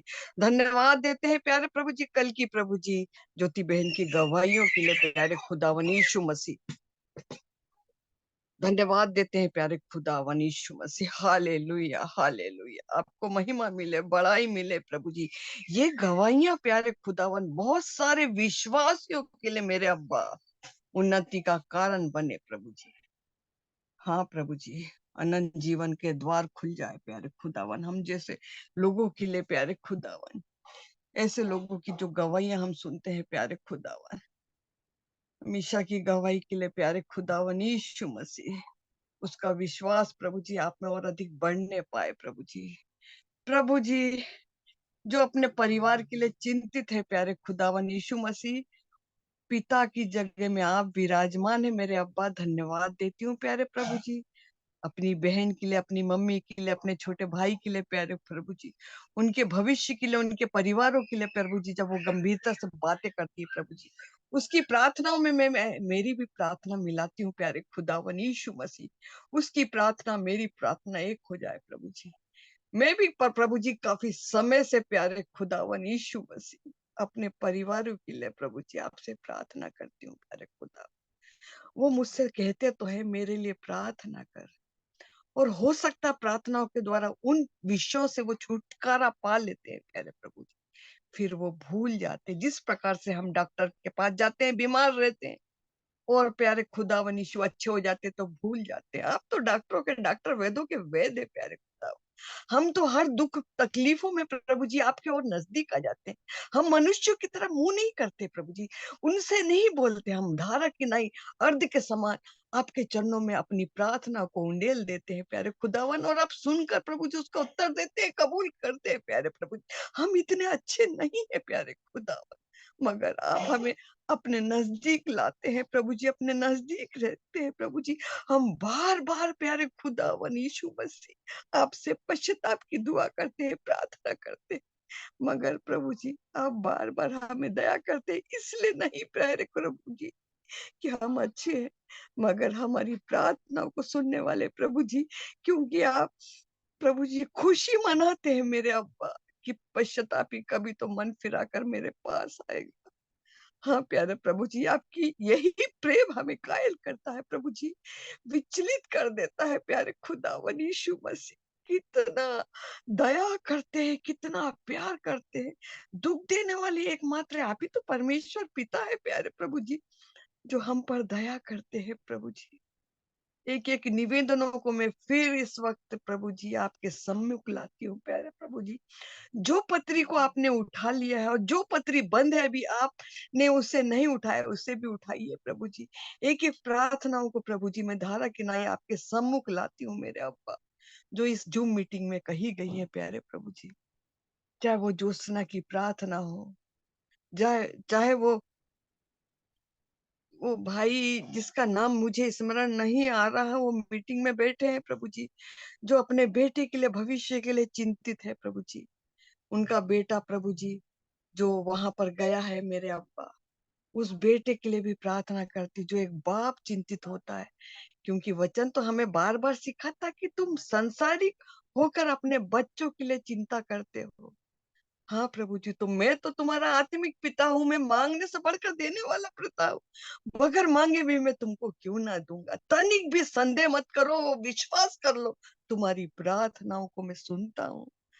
हमारे बीच में रहते हैं, क्योंकि वचन तो बार बार हमें सिखाता है कि जहां दो या दो से अधिक एक मन एक चित होकर बैठ जाते हो, तनिक भी संदेह मत करो, तनिक भी संदेह मत करो। मैं तुम्हारे बीच में हूँ, मैं तुम्हारी प्रार्थनाओं को सुनता हूँ, मैं तुम्हें सबको ऊपर उठाता हूँ और बढ़ाता हूँ।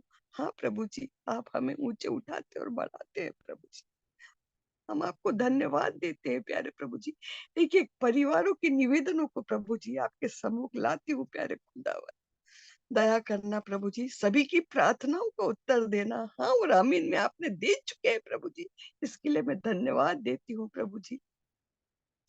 जो जो इस मीटिंग में नहीं जुड़ रहे हैं, नहीं आ पा रहे हैं, चाहे कोई भी परिस्थिति हो, कोई भी बातें हो प्रभु जी, मगर मैं उनके लिए भी प्रार्थना करती हूँ प्यारे खुदावन। चाहे वो जहाँ कहीं भी हो प्रभु जी, उन पर भी वो दया करना प्रभु जी। हो सकता है वो कहीं और जूम मीटिंग ले रहे हो सकता है वो कहीं और शिक्षा दे रहे हैं, मगर अगर आपने जोड़ा है हमको इस मीटिंग में जितने, तो आज का आत्मिक भोजन हमारे लिए यहीं से जुड़ा हुआ है, इसलिए हम जुड़े हैं प्रभु जी। मगर उनको भी स्मरण करते हैं प्रभु जी, उन्हें भी वो आशीष दीजिए, उन्हें भी याद करते हैं प्यारे प्रभु जी। आप हमारी प्रार्थनाओं को सुनते हैं, उसका उत्तर देते हैं प्रभु जी। हृदय की गहराई से मैं धन्यवाद देती हूँ प्रभु जी।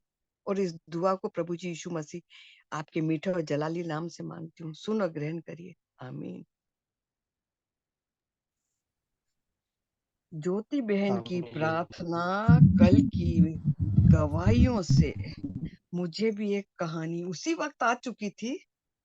और प्रभु अपने कार्यों को तो काम काफी विश्वासियों के जीवन में बहुत सारी गवाहियां हैं, याद तो रखते हैं वो, पर स्मरण नहीं आती, कभी कभी स्मरण आती है। मुझे भी जब मैं विश्वास में कमजोर थी, बढ़ रही थी, मुझे भी एक गवाही याद आई, तो वो मैं आपके सामने सम्मुख रखती हूँ। कि मेरी माँ काफी बुजुर्ग अवस्था में थी और मैंने उनको बड़ी बहन के यहाँ छोड़ दिया था, क्योंकि वो बुजुर्ग अवस्था में, मेरा घर नीचे का था, थोड़ा सा टूटा कमजोर मकान था मेरा। और उस वक्त तो मेरी माँ दरवाजा खोल के दूसरे दरवाजे से बाहर निकल जाती थी, इधर उधर चली जाती थी। फिर मेरा पति, कॉलोनी के लोग उनको पकड़ के लाते थे कि बच्चे लोग, ये तुम्हारी नानी चली गई है, ये हमने लेकर आए। हम धन्यवाद देते थे, क्योंकि प्रभु विश्वासी घरानों से प्यार करता है। वो भले विश्वास में कमजोर थे, उनके विश्वास को बढ़ाने के लिए वो उन कार्यों को करता है जिन्हें हम नहीं समझते हैं। आज मेरे को वो स्मरण आया कल की गवाही से। फिर इन हरकतों के कारण मैंने मम्मी को जबलपुर मेरी बहन के यहाँ, मेरी बहन उस वक्त मेडिकल कॉलेज में सर्विस करती थी, मैंने वहां छोड़ आई कि तेरा मकान दूसरा मंजिल पे है, तो इनको दूसरे कमरे में रख देना, थोड़ा सा दरवाजा बंद कर देना तो बाहर नहीं निकलेंगी। तो चैनलों में से निकल के चिल्लाती थी, बातचीत करती थी। मेरी माँ बहन भी सर्विस करती थी, मेरे जीजा घर में रहते थे, वो उनको संभालते थे। ऐसा समय निकल रहा था, क्योंकि थोड़ा तुम संभालो, थोड़ा मैं संभालूं, सबकी परिस्थिति थी। हम तीनों बहनें सर्विस करते थे उस समय में, और अभी तो दोनों बहनें रिटायर हो गई हैं, मैं एक सर्विस कर रही हूँ अभी।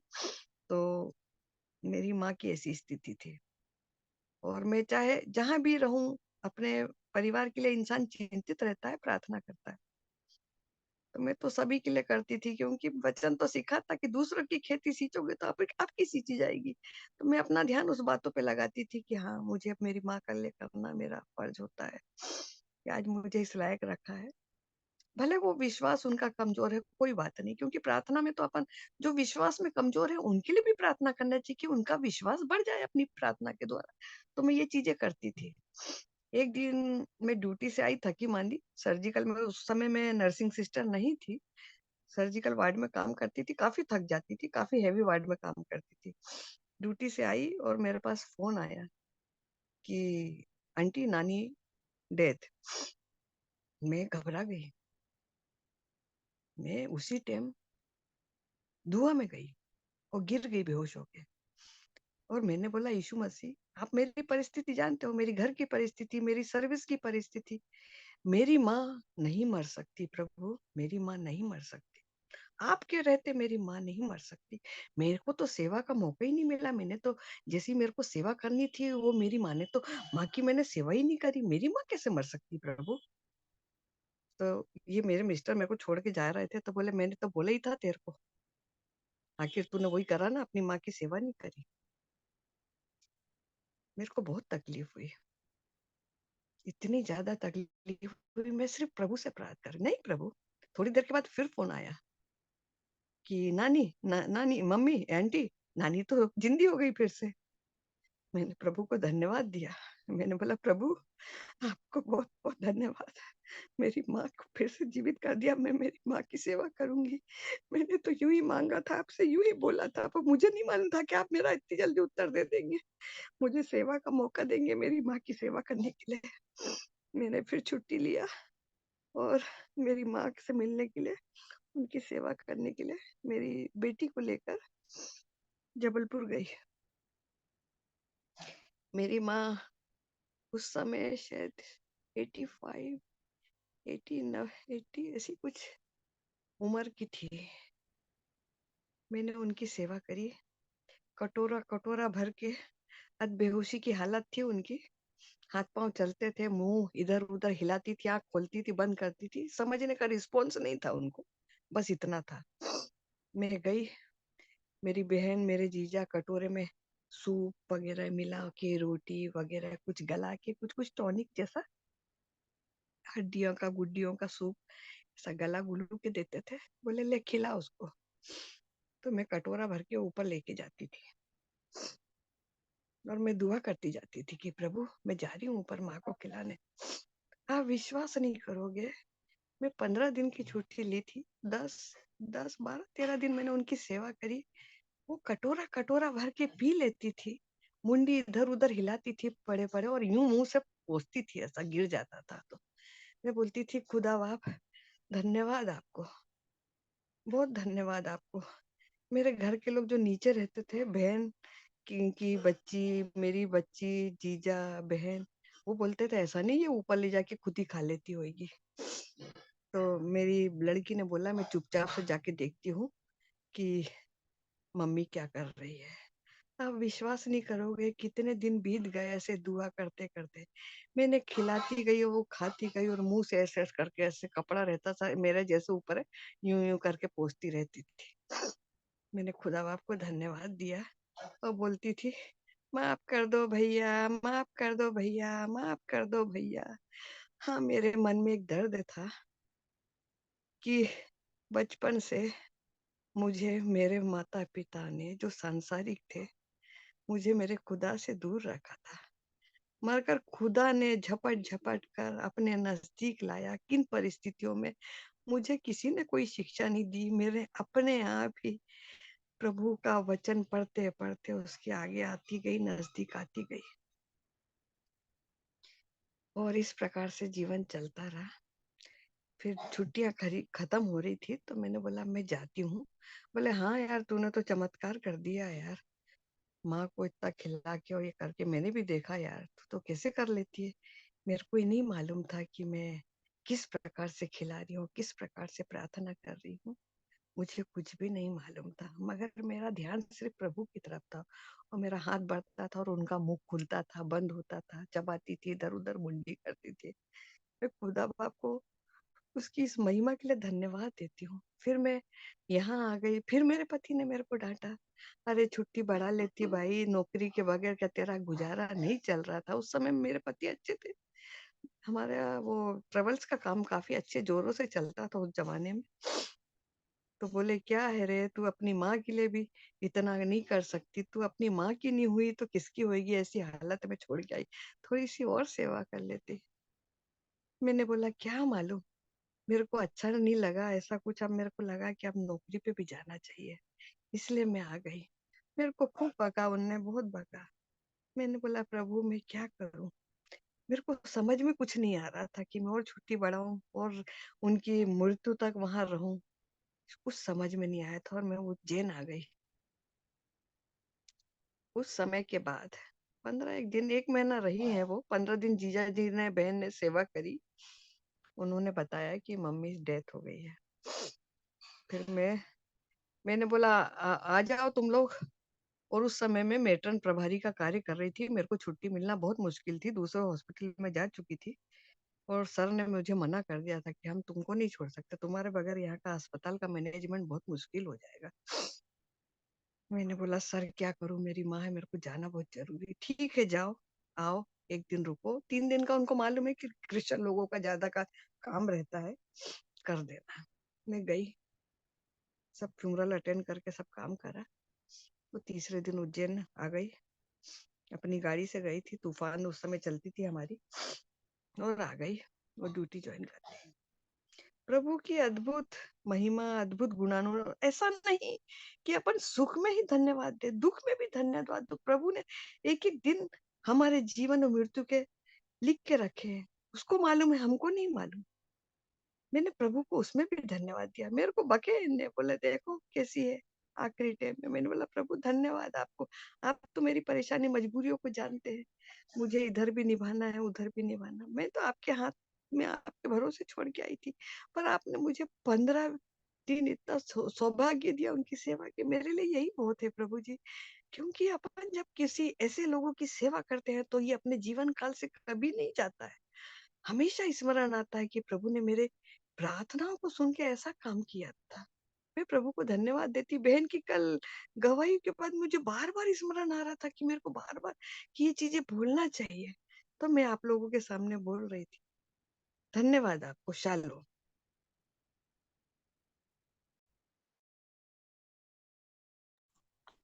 धन्यवाद प्रभु का, धन्यवाद सुंदर गवाही के लिए।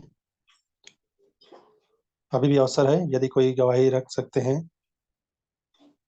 प्रभु ने यदि किसी के जीवन में कुछ काम किया है या बातें किए हैं तो अपनी गवाही दे सकते हैं।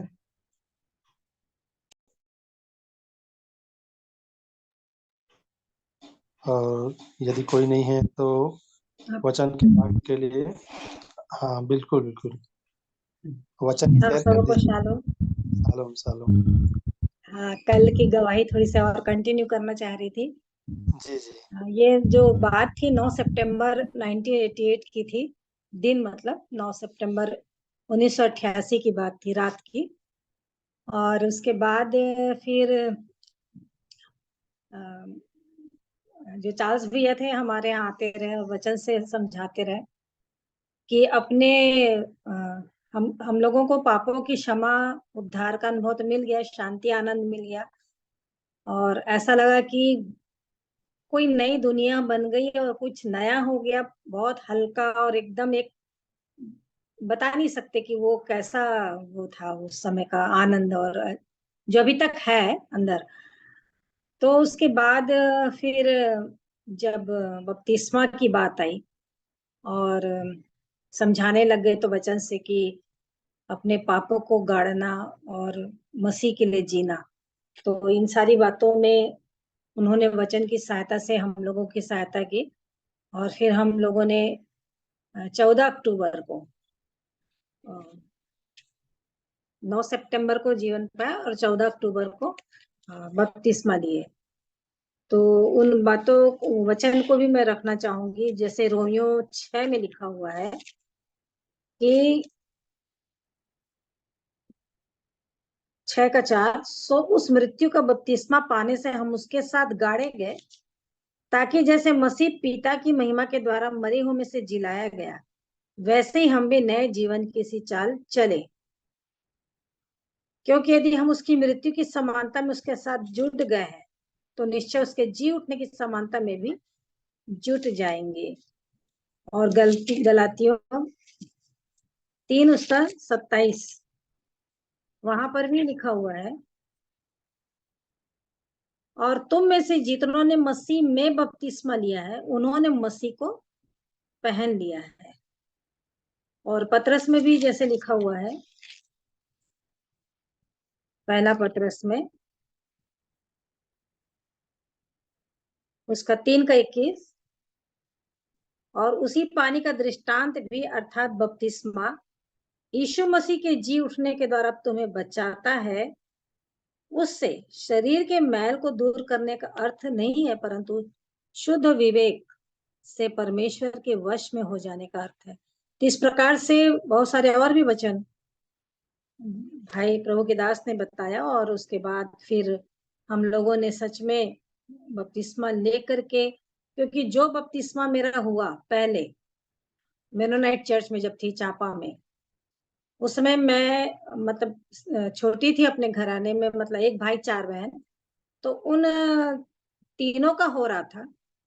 मेरी माँ ने पास्टर जी से बात किया कि अरे ये क्यों रुके रहे, इसको भी दिला देते, पूछती हूँ करके।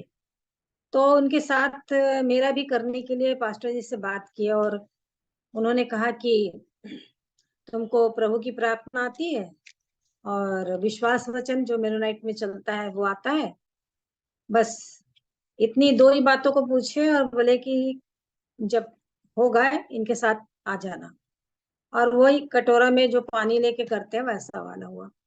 और उस समय मेरी समझ इतनी थी, 11th में थी, कि अब से मैं, जो हम लोग हिंदुओं के बीच में रहते थे, तो जो पैर में लगाते थे उस समय की अपनी बुद्धि के अनुसार बता रही हूँ, लाल वाला जो लगाते थे, आलता बोलते थे, वो मैं नहीं, अब नहीं लगाऊंगी। और बिंदी लगाती थी वो अब मैं नहीं लगाऊंगी, ऐसा मेरे अंदर आ गया था। अब मैं पूरी रीति से क्रिश्चियन हो गई हूँ, ये मेरी समझ थी उसको लेने के बाद। और उस समय से लेकर जब अब जो वचन के द्वारा जीवन पाने के बाद जो आंखें खुली और बपतिस्मा के अर्थ को समझ में आया, तो लगा कि वो तो कुछ भी नहीं था, मतलब वो तो समझ खुली ही नहीं थी, वो ऐसे ही था। उसमें नाम लिखा लो अपने चर्च में और वहां पर उसकी सदस्यता हासिल कर लो। लेकिन इसके बाद समझ में आया कि क्या है बपतिस्मा। मसीह को पहन लेना, उसके साथ मृत्यु की समानता में जुट जाना, जी उठने की नई जीवन की चाल को चलना, नया बन जाना, नई सृष्टि हो जाना, नया मनुष्यत्व आ जाना, सब कुछ नया नया। तब उसके बाद समझ में आया कि मैंने अपने पापों को गाड़ दिया है, और अब जो जीवित हूं तो मसीह के लिए हूँ। तब उसके बाद ये जो बपतिस्मा हुआ, तब लगा कि हाँ ये सही हुआ है। अब तो प्रभु का धन्यवाद हो इन बातों के लिए। और उसके बाद और भी मेरे जीवन में घटनाएं होती गई। और 2009 की बात है, और उस समय हर महीने मेरे को जाना पड़ता था दिखाने के लिए सेक्टर 1 हॉस्पिटल में, फॉलो अप के लिए।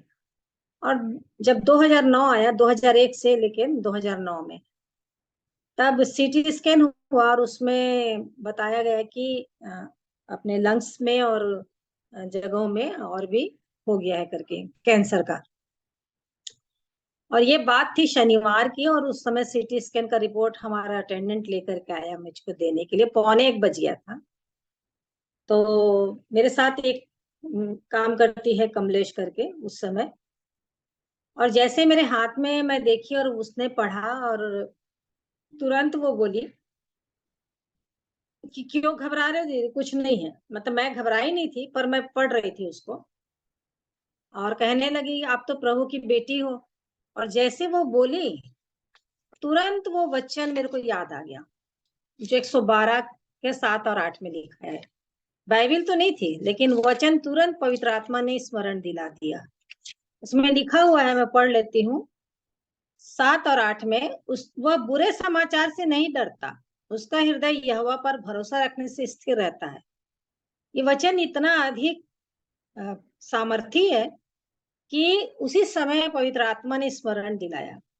ये बुरा समाचार है पर नहीं डरना, उसका हृदय यहोवा पर भरोसा रखने से स्थिर रहता है, उसका हृदय संभला हुआ है, इसलिए वह ना डरेगा वरन अपने द्रोहियों पर दृष्टि करके संतुष्ट होगा। तो ये वचन एकदम मेरे को याद आया और मैं तुरंत संभल गई और मैंने तुरंत डॉक्टर को भी फोन किया, पर 1:45 हम लोग का बंद हो जाता ओपीडी।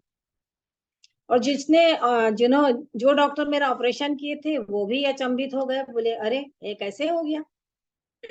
पता नहीं सर। ठीक है, उसके बाद सेक्टर 1 जहाँ पे डॉक्टर बैठते हैं उनके पास भी फोन करी। सर बोले कि सिस्टर अभी तो 1 बज गया है, अब मंडे आइएगा। ठीक है, रिपोर्ट लेकर के मंडे आने में सैटरडे संडे पूरा दिन और शनिवार का आधा पूरा दिन, ये 2 दिन मेरे लिए ऐसा था कि मैं विचलित हो सकती थी, सोच विचार में निराशा में डूब सकती थी, लेकिन प्रभु का बहुत धन्यवाद कि उसने मुझको तुरंत संभाला। एक तो इस वचन से 112 के 7 और 8 से बुरे समाचार से नहीं डरता, और दूसरा रोमियो 8 के उसने बात करना शुरू किया। जैसे ही मैं घर पे आई और मैंने विचार करना शुरू किया ये कैसे हुआ, तो मैंने अपने ही सामने जब इस वचन को स्मरण करी, याद करी, तो उसी समय मेरे सामने दो बातें थी, मतलब कि 2 जन थे। एक तो शैतान भी था इधर और एक साइड में यीशु मसीह भी थे। और यहाँ पे लिखा हुआ है 8 का 28, और हम जानते हैं, आप लोग सब मालूम है ये वचन, आप लोग जानते हैं कि जो लोग परमेश्वर से प्रेम रखते हैं उनके लिए, सबके लिए नहीं, जो लोग परमेश्वर से प्रेम रखते हैं उन्हीं के लिए है ये बात। उनके लिए सब बातें मिलकर भलाई ही को उत्पन्न करती हैं, अर्थात उन्हीं के लिए जो उसकी इच्छा के अनुसार बुलाए हुए हैं। बस ये वचन मेरे सामने आया और वो दुष्ट भी हंस रहा था देख करके, और प्रभु भी मेरी ओर देख रहे थे। और मैंने उसको, जैसे ये वचन मुझको मिला और प्रभु ने कहा कि क्या तुम मुझसे प्रेम करती है, मैं बोली हाँ करती हूँ। तो मेरी इच्छा के अनुसार बुलाई गई है, मैं बोली बिल्कुल आपकी इच्छा के अनुसार बुलाई गई है। तो ठीक है, दुख उठा, बस इतना बोलना था। और उसको मैं देख रही थी कि वो मुझको विचलित करने के लिए, परेशान करने के लिए, निराशा में डालने के लिए तैयार था कि इसको अब मंडे आने में इतना दिन है तो चलो मैं इसको परेशान करूं, ये सोचते रहे और ये प्रभु के प्रेम से और उसके वचन से हट जाए। तुरंत मैंने उसको फटकारा, तुरंत, देर भी नहीं करी। मैं बोली मेरा यीशु मसीह जीवित है और जीवन से बढ़कर है, मैं उसको अपने जीवन में जीवंत करूंगी। और उसको जोर से डांट करके उसको इतने जोर से लताड़ी कि वाकई में वो भाग गया। उसके बाद मेरे को नहीं कुछ कर सका। और उसके बाद ये वचन के द्वारा मैं बोली कि नहीं, मैं तो आपसे प्यार करती हूँ, आप जिस भी स्थिति में रखेंगे मैं करूंगी। और उस 2 दिन में प्रभु ने आनंद से भर करके मुझको रखा और मुझको जरा भी विचलित होने नहीं दिया। और उसके बाद इस वचन के बाद कुछ बात नहीं किए, कुछ भी बात नहीं किए, न शनिवार न इतवार। और मंडे को जब मैं अपनी पूरी तैयारी से गई कि भाई वहां पे फिर फास्टिंग, ब्लड शुगर लेंगे, ये करेंगे, एडमिट कर सकते हैं, मतलब क्योंकि इसमें तो पॉजिटिव लिखा है करके, सीटी स्कैन का 3 फिल्म था। और मैं अपना बैठी थी और वेट कर रही थी कि मेरे को बुलाया जाएगा। जैसे बुलाने का समय होने वाला था तब प्रभु बात करते हैं, फिर स्टार्ट किए और एकदम स्पष्ट, जैसे कि मेरे संग बैठे हैं और बोल रहे हैं, लाल समुद्र को किसने 2 भाग किया? मैं बोली आपने। मैं कुछ भी कर सकता हूँ? मैं बोली जी हाँ, आप कुछ भी कर सकते हैं। तो जा तेरा सारा रिपोर्ट्स को गलत साबित करता हूँ। और बिल्कुल मेरे सामने रेड से ऐसा कट कट करके दिखाया। मैं बोली मेरे को इसका प्रमाण चाहिए, मैं जब अंदर जाऊं तो मैं डॉक्टर मेरे को कहे कि आपको कुछ नहीं है, तब मैं समझ जाऊंगी।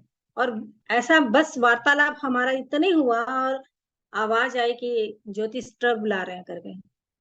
और मैं गई, डॉक्टर बैठे, तीनों फिल्म को देखे बहुत देर तक। उसके बाद फिर बड़े हंसते हुए वो बोले कि सिस्टर आपको कुछ नहीं है। जो सेंटेंस प्रभु ने मतलब मैंने रखा था प्रभु के सामने, वही सेंटेंस को उन्होंने कहा।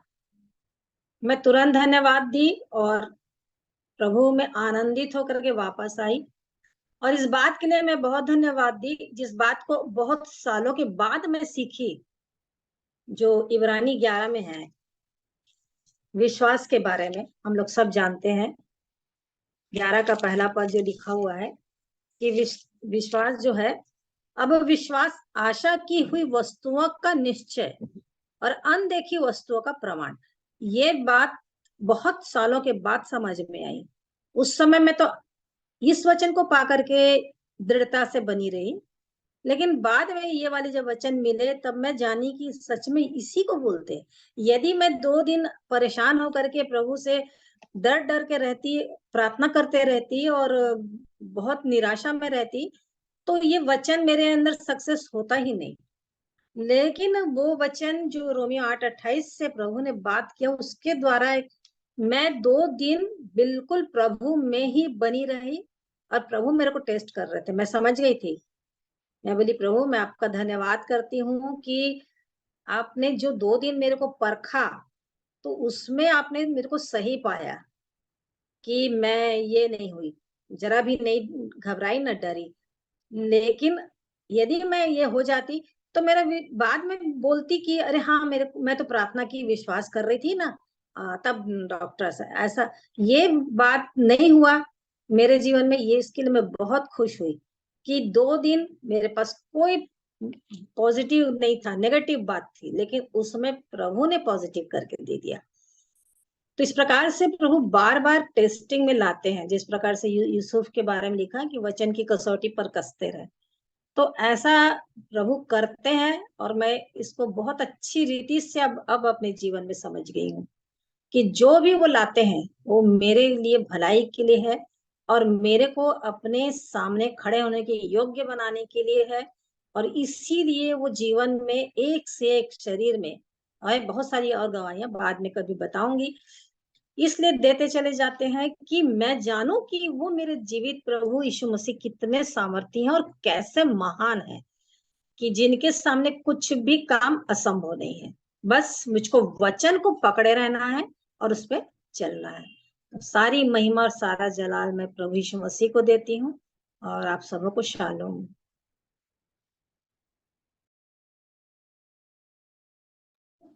धन्यवाद ज्योति जी, प्रभु का धन्यवाद सुंदर गवाही के लिए। वचन के भाग के लिए भी आप कंटिन्यू कर सकते हैं। अच्छा जी जी। एक वचन है, प्रार्थना कर लेती हूँ पहले। प्रेमी पिता परमेश्वर, प्रभु यीशु मसीह के जीवित पवित्र नाम में आपके चरणों में आती हूँ, धन्यवाद देती हूँ। सचमुच में आप महान और भले परमेश्वर है, मेरे पिता हैं, और आपको अपनी बेटी की सारी बातों की सुधि रखने वाले परमेश्वर रहती है। इसीलिए आप मेरे जीवन में जितने भी ऐसे काम जो करते हैं, जो मुझे तकलीफ होने रहती है, लेकिन प्यारे पिता उसमें आप मेरे को आप बता देते हैं कि आगे मेरे जीवन में भलाई ही भलाई है। और इसके लिए मैं आपका हृदय से धन्यवाद करती हूँ, क्योंकि प्रभु यीशु मसीह मेरे लिए आदर्श है। और जो वो दुख उठा करके चले हैं और आपकी इच्छा को पूरी किए हैं, वो आप मेरे जीवन से भी चाह रहे हैं कि वो काम मैं करूं। इसलिए मैं सारे हृदय से आपका धन्यवाद करती हूँ, सचमुच में प्यारे प्रभु, क्योंकि सब कुछ जब सुख देते हैं तो दुख भी लेने से कुछ नहीं। इसलिए प्रभु मैं धन्यवाद देती हूँ। और इस समय जो वचन आप इफिसियों 5:16 से दिखा रहे हैं कि अवसर को बहुमूल्य समझो। हाँ प्यारे प्रभु जी, इसलिए आपसे विनती प्रार्थना करती हूँ, पवित्र आत्मा आपकी सहायता को चाहती हूँ कि उस वचन के द्वारा सच में हमें जो समय मिला है उसको व्यर्थ में ना जाने दें। और ये जो टाइम है, सच में प्यारे प्रभु, सारे लोग कह रहे हैं अंतिम अंतिम अंतिम समय, और पलक झपकते जो हो जाएगा तो अपन सोच भी नहीं सकेंगे प्रभु, कुछ भी नहीं। लेकिन जो आपने दिया है इसके लिए सही रीति से उपयोग करने पाए। सो मेरी सहायता करें, मैं अपने आप को आपके आत्मा के अधीनता में देती हूँ, और हर एक बातों में प्रभु यीशु मसीह आपकी महिमा होने पाए, वचन में मेरी सहायता करें। धन्यवाद से विनती यीशु मसीह के नाम से मांगती हूँ, आमीन। इफिसियों 5:16 उसमें लिखा हुआ है कि अवसर को बहुमूल्य समझो क्योंकि दिन बुरे हैं, और इंग्लिश में है टाइम, अवसर को लिखा है टाइम। तो टाइम को बहुमूल्य समझो मतलब ये बहुत ही कीमती है जीवन के लिए। जो समय उन्हें दिया है वो समय अनंत काल का तो है ही, जो हमेशा हमेशा के लिए है। और जितनों ने प्रभु यीशु मसीह को उद्धार करता करके ग्रहण कर लिए हैं, तो उनके लिए अनंत काल के लिए अनंत जीवन की बातें उन लोगों के लिए बनी हुई है, और उस पे चलने के लिए उन्होंने इस बात को ठान भी लिया है। और जो चल रहे हैं उन्हीं के लिए ये बातें वाकई में एक चेतावनी रहती है, एक सावधान, एक चौकसी करने के जीवन को जीने के लिए रहता है। तो ये कह रहे हैं कि वचन में भाई पौलुस की अवसर को बहुमूल्य समझो। क्यों? क्योंकि भजन संहिता 90 उसके 12 में ये मूसा की प्रार्थना है। 90 उसका 12 हम लोग जानते हैं, हमको अपने दिन गिनने की समझ दे कि हम बुद्धिमान हो जाएं, है ना। तो और उसके पहले लिखा है 10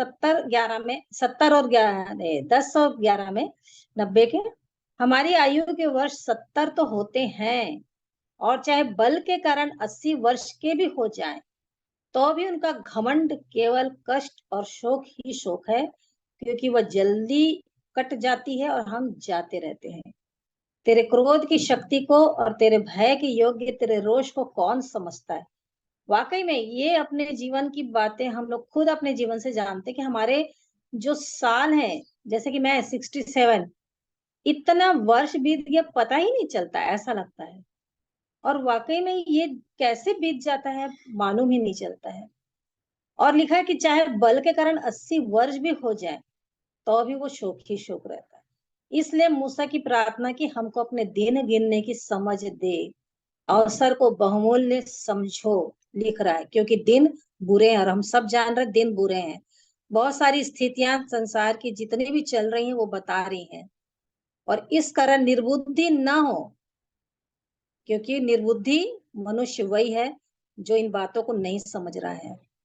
और 15 में लिखा हुआ है, ध्यान से देखो कि कैसी चाल चलते हो, निर्बुद्धियों की नाई नहीं पर बुद्धिमानों की नाई चलो। इसीलिए बुद्धिमान बनने के लिए बता रहे हैं कि मूसा की प्रार्थना में कि हम बुद्धिमान हो जाएं। यदि हम सच में इस समय को, मेरे दिन तेरे हाथ में है, भजन संहिता में लिखा हुआ है, तो अपने दिन गिनने की समझ दे। मेरे को एक एक दिन, एक एक पल जो मिल रहा है, यदि मैं उसमें बुद्धिमानी के साथ चलूं, अवसर को खो नहीं, तभी तो मैं उस जीवन की बातों को ठीक ठीक समझ करके चलूंगी, और इसमें मेरी पवित्र आत्मा मेरी सहायता करेंगी। और इसलिए उसकी दया जो है, उसका अनुग्रह जो है, उसकी करुणा है, और उसका प्रेम है जो उसने विश्वास दिया है, और सब बातें बहुत ही बहुमूल्य है। पर इन सब से अधिक हमको अपने समय जो दिया उसके लिए बहुमूल्यता को समझना बहुत ही कीमती है ये समय। क्योंकि जो समय प्रभु यीशु मसीह को मिला था जितने साल के लिए, वो प्रभु उन्होंने वही काम किया। यूहन्ना में लिखा हुआ है कि मैं वही काम करता हूँ जो परमेश्वर मुझसे कहते हैं, और मैं उसकी सुन करके काम को करता हूँ, और जो मैं अकेला नहीं हूँ, और कि सबने छोड़ दिया परंतु मेरा प्रभु मुझे नहीं छोड़ा है।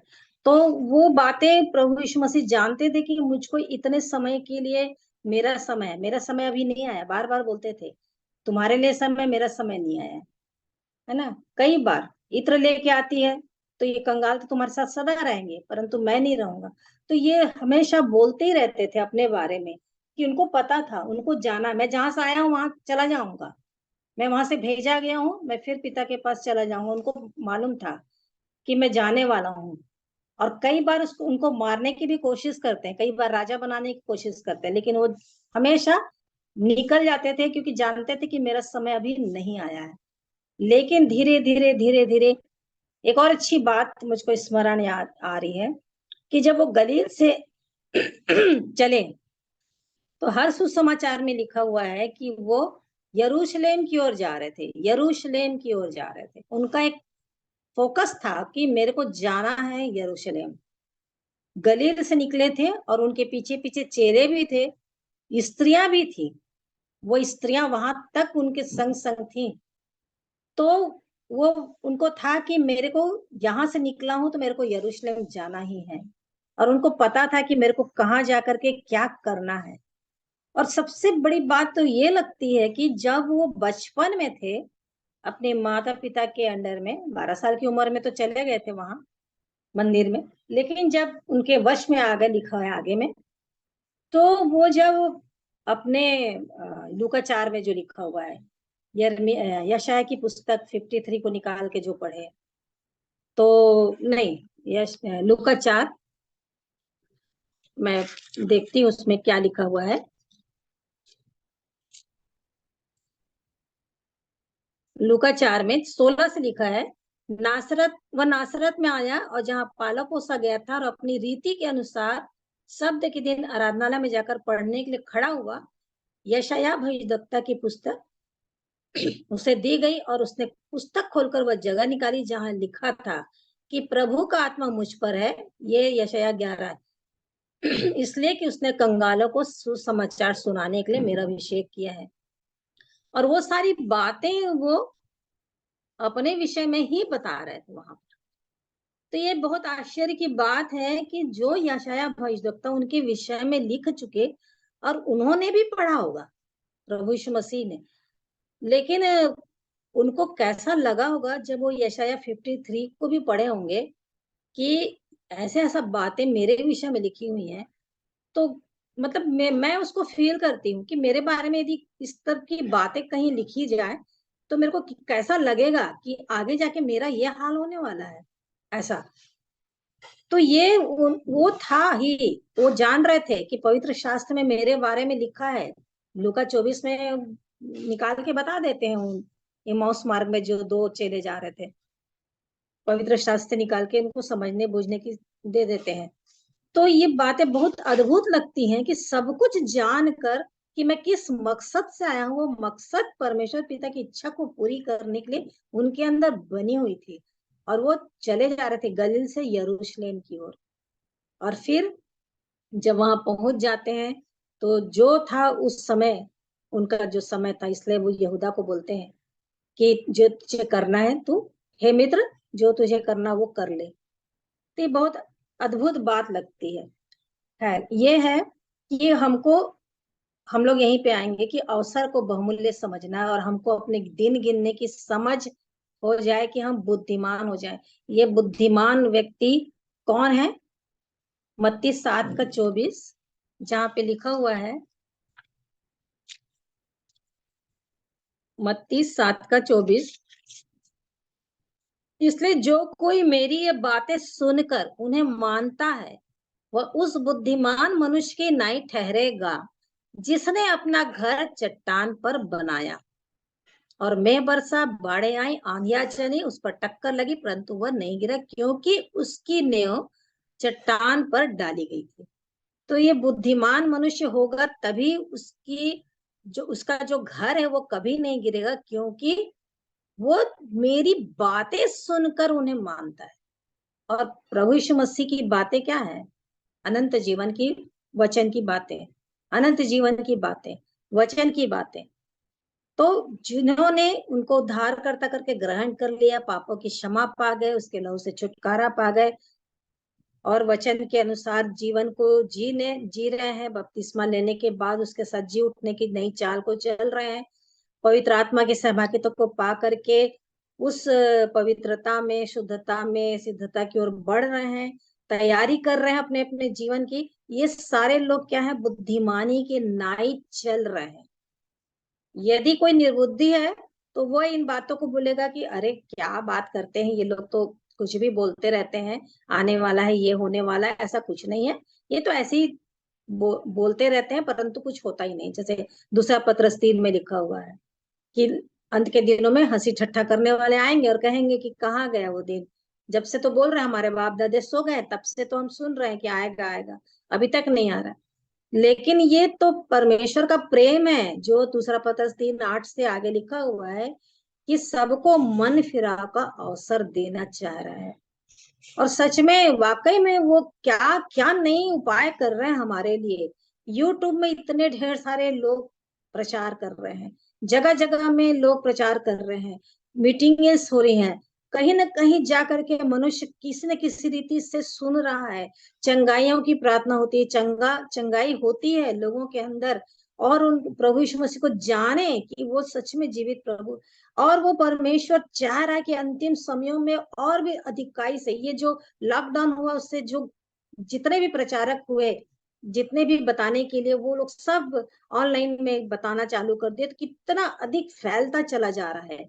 और वाकई में ये जगत के छोर तक पहुंच जाए सुसमाचार, ऐसा परमेश्वर ने कर दिया। और परमेश्वर की यही है भली मनसा, वो बहुत प्यार करते हैं, इसलिए उनका यही ध्येय कि हर मनुष्य को उद्धार मिल जाए। वो नहीं चाहते कि कोई भी मनुष्य की आत्मा नाश होने पाए, और इस कारण उन्होंने ऐसा उपाय कर दिया हमारे लिए इतना सुंदर कि वाकई में इब्रानी 10:25 के अनुसार इकट्ठा होना ना छोड़े। तो हम लोग को हर दिन जो इकट्ठा होने के लिए मिल रहा है, हमारी आत्मिक उन्नति के लिए, न केवल मेरे ही बोलने से। प्रभु क्षमा करे, जैसे उस दिन अमन बेटे बोल रहे थे कि वचन बोलने से बहुत अच्छा, परंतु खुद के जीवन में कैसा। वाकई में तो ये बातें मुझको भी तोड़ती हैं और काटती हैं, है ना, वचन काटता है, दोनों तलवार की तरह दोनों को ही ये मारता है। तो इसीलिए वो कह रहे हैं कि जो मेरी बातें सुनकर उन्हें मानता है, सुन तो रहे हैं, आज बहुत सारे लोग सुन रहे हैं वचन को, लेकिन मानते नहीं। अरे कौन मान सकता है, बहुत कठिन है, ऐसा बोल देते। ऐसा रहता तो भाई पौलुस लिखते नहीं, क्योंकि उन्होंने जिया, इसलिए उन्होंने लिखा। और ये होगा ही। ये तो कभी प्रभु यीशु मसीह को कभी देखें क्या, कभी नेगेटिव बात बोले अपने जीवन में? कभी नहीं बोले, बल्कि बोलते थे क्यों चिंता करते हो, क्यों संदेह कर रहे हो, क्यों अल्प विश्वासी बन गए, मैं तो तुम्हारे साथ हूँ। हमेशा उनका पॉजिटिव ही बात। अभी मरी नहीं, याईर के बेटी को मरी नहीं, विश्वास रख। तो ये हर बात में जब पॉजिटिव बोल रहे हैं और हम जब उसके पीछे चल रहे हैं, मैं क्यों बोलूं भाई नेगेटिव बात, मैं भी पॉजिटिव बोलूंगी। होने दो रिपोर्ट्स कुछ भी, होने दो डॉक्टर का एडवाइस कुछ भी, होने दो डॉक्टर ने कुछ भी नेगेटिव बात कहा, लेकिन मैं इसी विश्वास में रहूंगी कि मेरा प्रभु मुझको ऐसी सामर्थ देने वाला है, इस पे विजय देगा। चंगा करे या ना करे, प्रभु का हाथ मेरे साथ है, उसकी उपस्थिति मेरे साथ है ना। जैसे कि वाकई में एक बच्चा अपने पापा को पापा तभी बोलता है कि जब उसकी इच्छा पूरी होती है? नहीं। लेकिन वो नहीं भी करेगा तो भी उसका पापा है ही। यदि उसको किसी बात के लिए डांट पड़ती है तो भी उसका पापा है। यदि उसको किसी बात के लिए अप्रिशिएट करा तो भी उसका पापा है। यदि किसी चीज को नहीं दे रहा तो भी उसके पापा ही है, वो कहीं नहीं जाएगा। ऐसे ही मेरा पिता है, मेरे पिता, मैं मांग रही हूँ नहीं दे रहे, वो तो जान रहे हैं कि इसको आगे जाके क्या तकलीफ होने वाली है, इसलिए वो नहीं देते हैं। उनको पता है, तो मैं क्या बोलूं कि नहीं, मेरी हर इच्छा पूरी होती रहे तो मेरा पिता है परमेश्वर, नहीं तो नहीं है। नहीं, ये तो होगा ही नहीं। जब वो मेरे पिता हैं तो उनको पूरी चिंता है मेरे जीवन के लिए, सारी बात के लिए, कब क्या करना है, कब मेरे को इसको देना है नहीं देना है, कब इसके जीवन में क्या हो रहा है, मैं क्या करूंगा आगे जा करके। वो मेरे जीवन की सारी बात को मेरे बचपन से लेकर जान रहे थे, और धीरे धीरे उन बातों को सिखाते हुए ला रहे हैं कि देख मेरा, मैं तेरा जीवित परमेश्वर हूँ और तुझे छोड़ूंगा ही नहीं, है ना, दाऊद की तरह। मृत्यु की घाटी से भी होके चलूं तो भी हानि से नहीं डरूंगा, मृत्यु की तराई से भी होके चलूं, क्योंकि तू मेरे साथ है, कुछ नहीं होने वाला। ज्यादा से ज्यादा क्या होगा, कुछ भी मृत्यु हुई लास्ट, तो फिर भी प्रभु के पास, तो और भी आनंद की बात। तो प्रभु का धन्यवाद हो सारी बातों में। इसके लिए एक दृष्टांत को प्रभु ने बताया लूका 12 में, समय भी हो रहा है, लूका 12 में है, जहां पर एक धनवान आदमी का दृष्टांत है, मनुष्य का। 16 से, लूका 12 का 16 से, एक दृष्टांत कहा, उसने उनसे एक दृष्टांत कहा। किसी धनवान की भूमि में बड़ी उपज हुई, और ये सब हम लोग जान रहे हैं। वह अपने मन में विचार करने लगा, मैं क्या करूं, है ना, हर बात में मैं आएगा, देखिएगा मेरे यहाँ जगह नहीं जहाँ अपनी उपज इत्यादि रखूं। और उसने कहा मैं यह करूंगा, अब फिर वो अपने ही बारे में, मैं अपनी बखारियां तोड़कर उसे बड़ी बनाऊंगा, फिर मैं वहां अपना अन्न, सब अन्न संपत्ति रखूंगा, और अपने प्राण से कहूंगा कि प्राण तेरे पास बहुत वर्षों के लिए बहुत संपत्ति रखी है, चैन कर खा पी सुख से रह।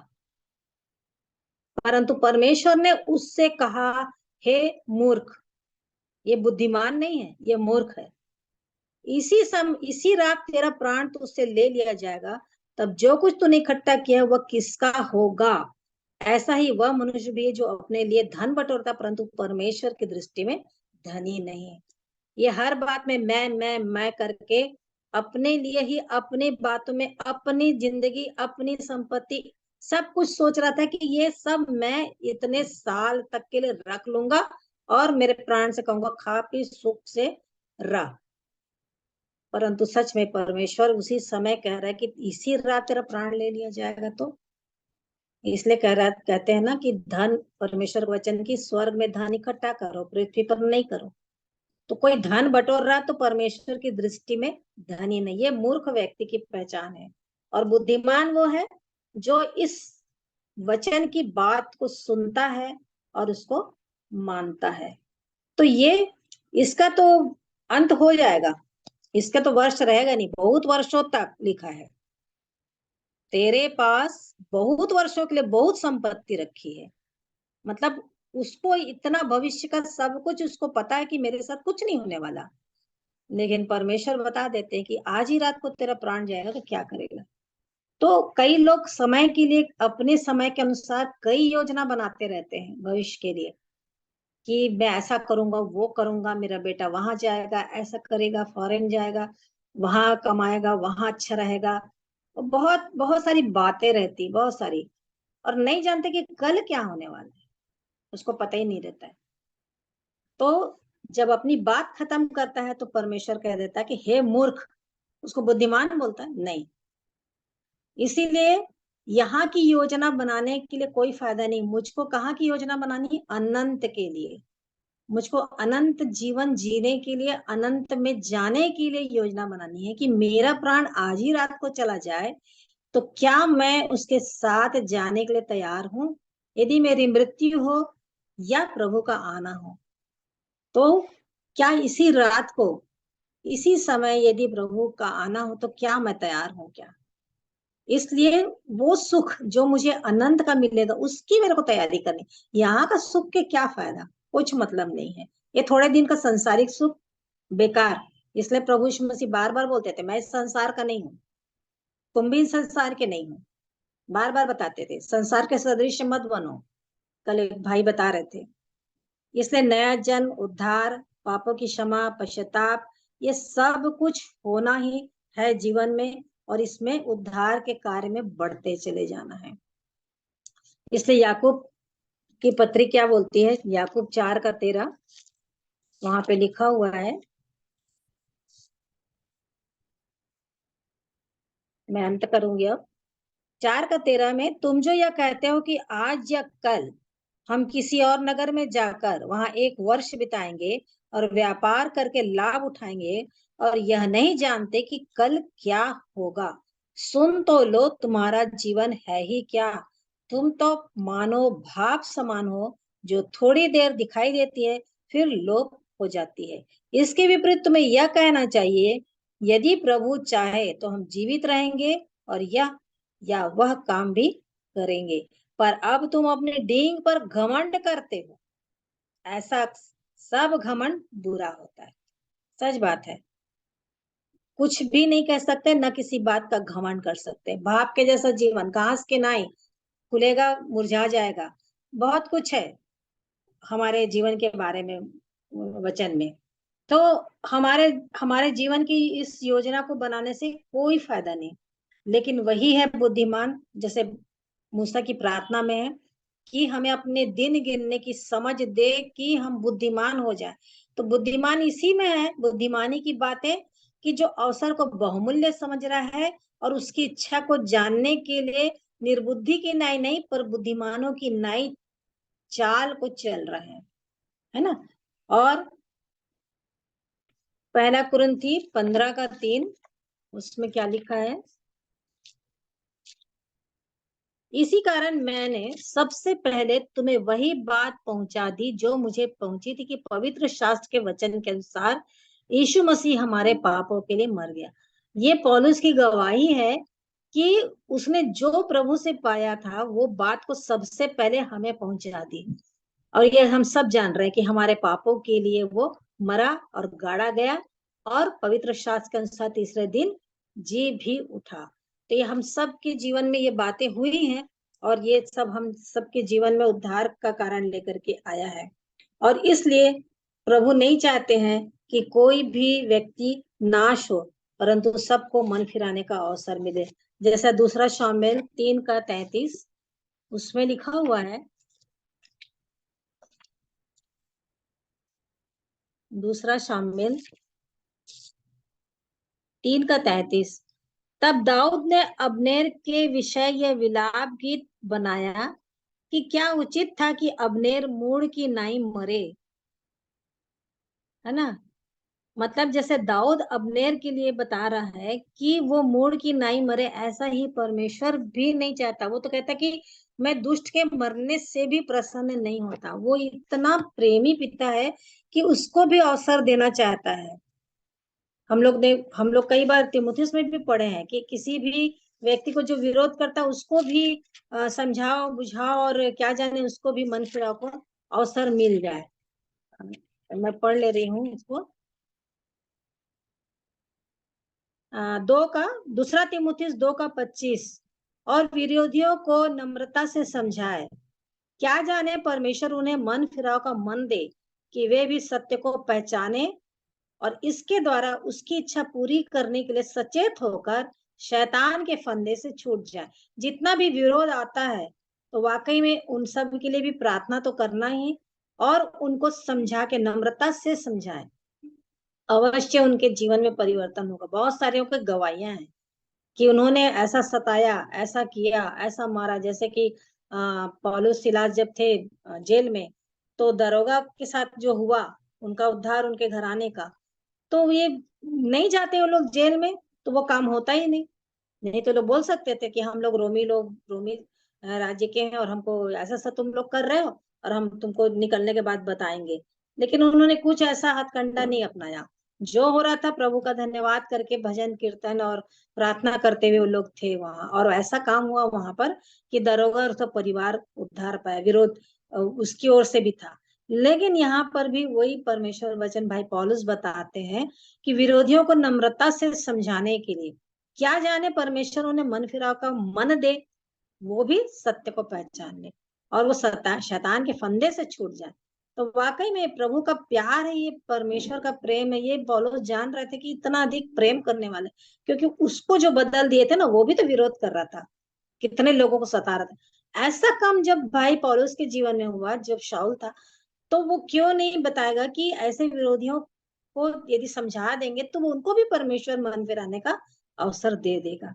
तो इसलिए हम लोग में से हर एक जन, यही हर एक लोगों के लिए, विरोधियों के लिए, सताने वालों के लिए, जो भी हमारे आते हैं, चाहे बजरंग दल हो, शिवसेना हो, आरएसएस हो, विश्व हिंदू परिषद हो, जो भी है, जो भी हमारे लिए कोई भी काम कर रहे हैं सताने का, जैसे इस प्रकार से लड़ाई झगड़े जो हो रहे हैं, ये सब कुछ के बावजूद भी परमेश्वर का प्रेम बना हुआ है। देरी इसीलिए कर रहा है कि हर एक को वो नहीं चाहते हैं कि उस आग में लोग जाएं। इसलिए वाकई में निर्बुद्धि की नहीं चलना है, परंतु उसकी इच्छा को जान करके चलना है कि परमेश्वर की इच्छा क्या है, जो हमको अवसर पे अवसर दे रहा है, हमको मृत्यु नहीं दे रहा है, हमको अच्छा रख रहा है, हमको खाने पीना रहना पढ़ना कपड़े सब देख करके वो हमको भरपूरी के साथ रख रहा है। तो हम उसके लिए क्या करें कि हमको सच में हम बुद्धिमान होकर के इस समय को ऐसा बिताएं जैसे उसकी इच्छा है, और वैसा ही बनते चले जाए। और इसके लिए कितना अच्छा कि मुझको बहुमूल्य वचन जो सारे मोहरों से भी कितने अधिक कीमती है, ये वचन जो परमेश्वर स्वयं बोले हैं उनको दे दिया और पवित्र आत्मा को दे दिया। तो क्यों नहीं मैं इसका उपयोग करूं, उसका लाभ उठाऊं, उसकी सुनूं और उसकी बातें मानूं और उसमें चलूं। प्रभु मेरी भी सहायता करे, आप सबको भी आप सबों की भी सहायता करे, और सबको शालोम, आप सबों को आशीष मिले। शालोम। प्रभु के जीवित वचन की अगुवाई के लिए आपका धन्यवाद करते हैं। अभी अवसर होगा अंतिम प्रार्थना का, और अंतिम प्रार्थना के लिए मैं रानिका बिलासपुर को बोलना चाहूंगा, अंतिम प्रार्थना में अगुवाई करें। रानिका बिलासपुर से।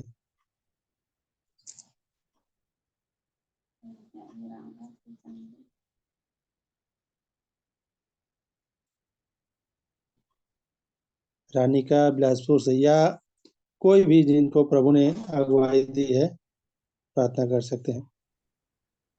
प्रेमी पिता परमेश्वर, प्रभु यीशु मसीह के जीवित पवित्र सामर्थी श्रेष्ठ सराय हुए नाम में होकर आपके अनुग्रह के सिंहासन के निकट आती हूँ। सच में प्यारे पिता, आप अच्छे आशीषों के दाता हैं, आप भले पिता हैं, आप हमारी चिंता करते हैं, आपके वचन से दिल भर जाता है, क्योंकि आपका प्रेम हमें विवश कर देता है कि हम इन वचनों के द्वारा जीवन को जिए, क्योंकि आप इतना अधिक प्यार करते हैं कि आप नहीं चाहते हैं कि कोई भी नाश हो, और आप ये भी नहीं चाहते कि हम जो इस जीवन को पा लिए हैं किसी भी रीति से इधर उधर डगमगाए, लेकिन आप अपना सीधा मार्ग दिखाते हैं, जो प्रभु यीशु मसीह ने जी करके जो हमारे लिए आदर्श बन करके चले। और इसके लिए आपने यीशु मसीह का लहू, वचन और पवित्र आत्मा को देकर हमारे जीवन को सफल बनाने के लिए, चलने के लिए, और हर रुकावटों से, बाधाओं से, पाप से, हर बातों से हट करके प्यारे प्रभु आपके ही इस जीवित मार्ग में, जो सत्य मार्ग, इस पे चले। हम किसी की न सुने, लेकिन अपने प्रभु यीशु मसीह की ओर ताकते रहें और वचन को दृढ़ता से पकड़े रहें, क्योंकि आप हमारी नेव हैं, आप हमारी चट्टान है, आप दृढ़ गढ़ हैं, आप किला हैं, आप हमारे सब कुछ हैं। आपके ही तंबू में रह करके हम सुरक्षित रहेंगे, आपके मंडप में रह के हम सुरक्षित रहते हैं। इसलिए प्यारे प्रभु जी, आपका वचन जो कहता है कि सर्वशक्तिमान की छाया में ठिकाना पाएगा, जो परम प्रधान की छाया हुए स्थान में बैठा करता है वही पाएगा। इसलिए प्रभु आप हमें अपने ही पास रखें, अपने ही चरणों में रखें। आपके पास ही पूरे आनंद की भरपूरी है और कहीं नहीं है, और कहीं हम जा भी नहीं पाएंगे, और कहीं जा भी नहीं सकते, ना ही हमको जाना भी नहीं है, केवल आपके पास। जिस प्रकार से मरियम रहती थी प्रभु आपके चरणों में, ऐसे ही हम आपकी आवाज को सुनना चाहते हैं। भेड़े आपका शब्द पहचानती हैं, इसलिए प्रभु यीशु मसीह आप जैसे जैसे बताएंगे हम वैसे वैसे चलेंगे, और यही हम निश्चय करते हैं प्रभु जी। जैसे दाऊद कहता है कि मैंने तेरे वचन पे चलने का निश्चय कर लिया है। हाँ प्रभु, मैंने भी प्रभु जी, मेरे प्रियो ने भी प्रभु जी आपके वचन पे चलने का निश्चय कर लिया, सुनकर भूलने वाले नहीं। हाँ प्रभु, आप एक एक वचन को याद दिलाते हैं। जब आप इस रीति से हमारी सहायता कर रहे हैं, तो हम क्यों नहीं आपके लिए बने? हम क्यों इस संसार की व्यर्थ बातों में, मूर्खता की बातों में, खुमारपन में, मतवालेपन में और सारी उन बातों में जो व्यर्थ है, अपना समय क्यों गंवाएं? मूसा की प्रार्थना रही कि हमें बुद्धिमान बना, हमें अपने दिन गिनने की समझ दे। सच में प्रभु, ये जो समय मिला है, इसको तो मेरे को बहुमूल्य समझना ही है। इसको कभी भी मजाक में या हंसी ठट्ठा में या कहीं भी किसी भी रीति से व्यर्थ में न गवाओ, क्योंकि आप हर एक बातों का, हर एक कामों का, चाहे मेरे जीवन में गुप्त है, चाहे खुले हैं, चाहे अंधेरे में है चाहे उजाले में, सब बातों का आप लेखा लेने वाले हैं। इसलिए प्यारे प्रभु, बड़े ही भय के साथ आपकी उपस्थिति को जानते हुए हम सब का जीवन आपके लिए ऐसा बने कि हम सच में प्रभु जी आपकी उस तेजस्वी कलीसिया में शामिल होने पाए और आपके स्वरूप और समानता को भी पाने पाए। हमारी सहायता करें प्रभु जी, ताकि आपके जनों के द्वारा और भी हम सिखाएं और बताएं और चिताए जाएं, ताकि हम सोते न रहें परंतु जागते रहें और आत्मा में पूरी रीति से आपके साथ बने रहें। हम रात में भी प्रभु जब अपने बिस्तरों में जाएं तो भी दाऊद की तरह एक एक पहर में जब मेरी आंखें खुलती मैं तेरे वचन पर ध्यान करता हूँ, ये होने पाए प्रभु जी। रात को टूट कर तेरे गीत गाता हूँ। हाँ प्रभु जी, ऐसा ही मन बना रहे पूरे समय, ताकि ऐसी स्थिति में भी प्रभु जी आप हमें लेके चले जाएं।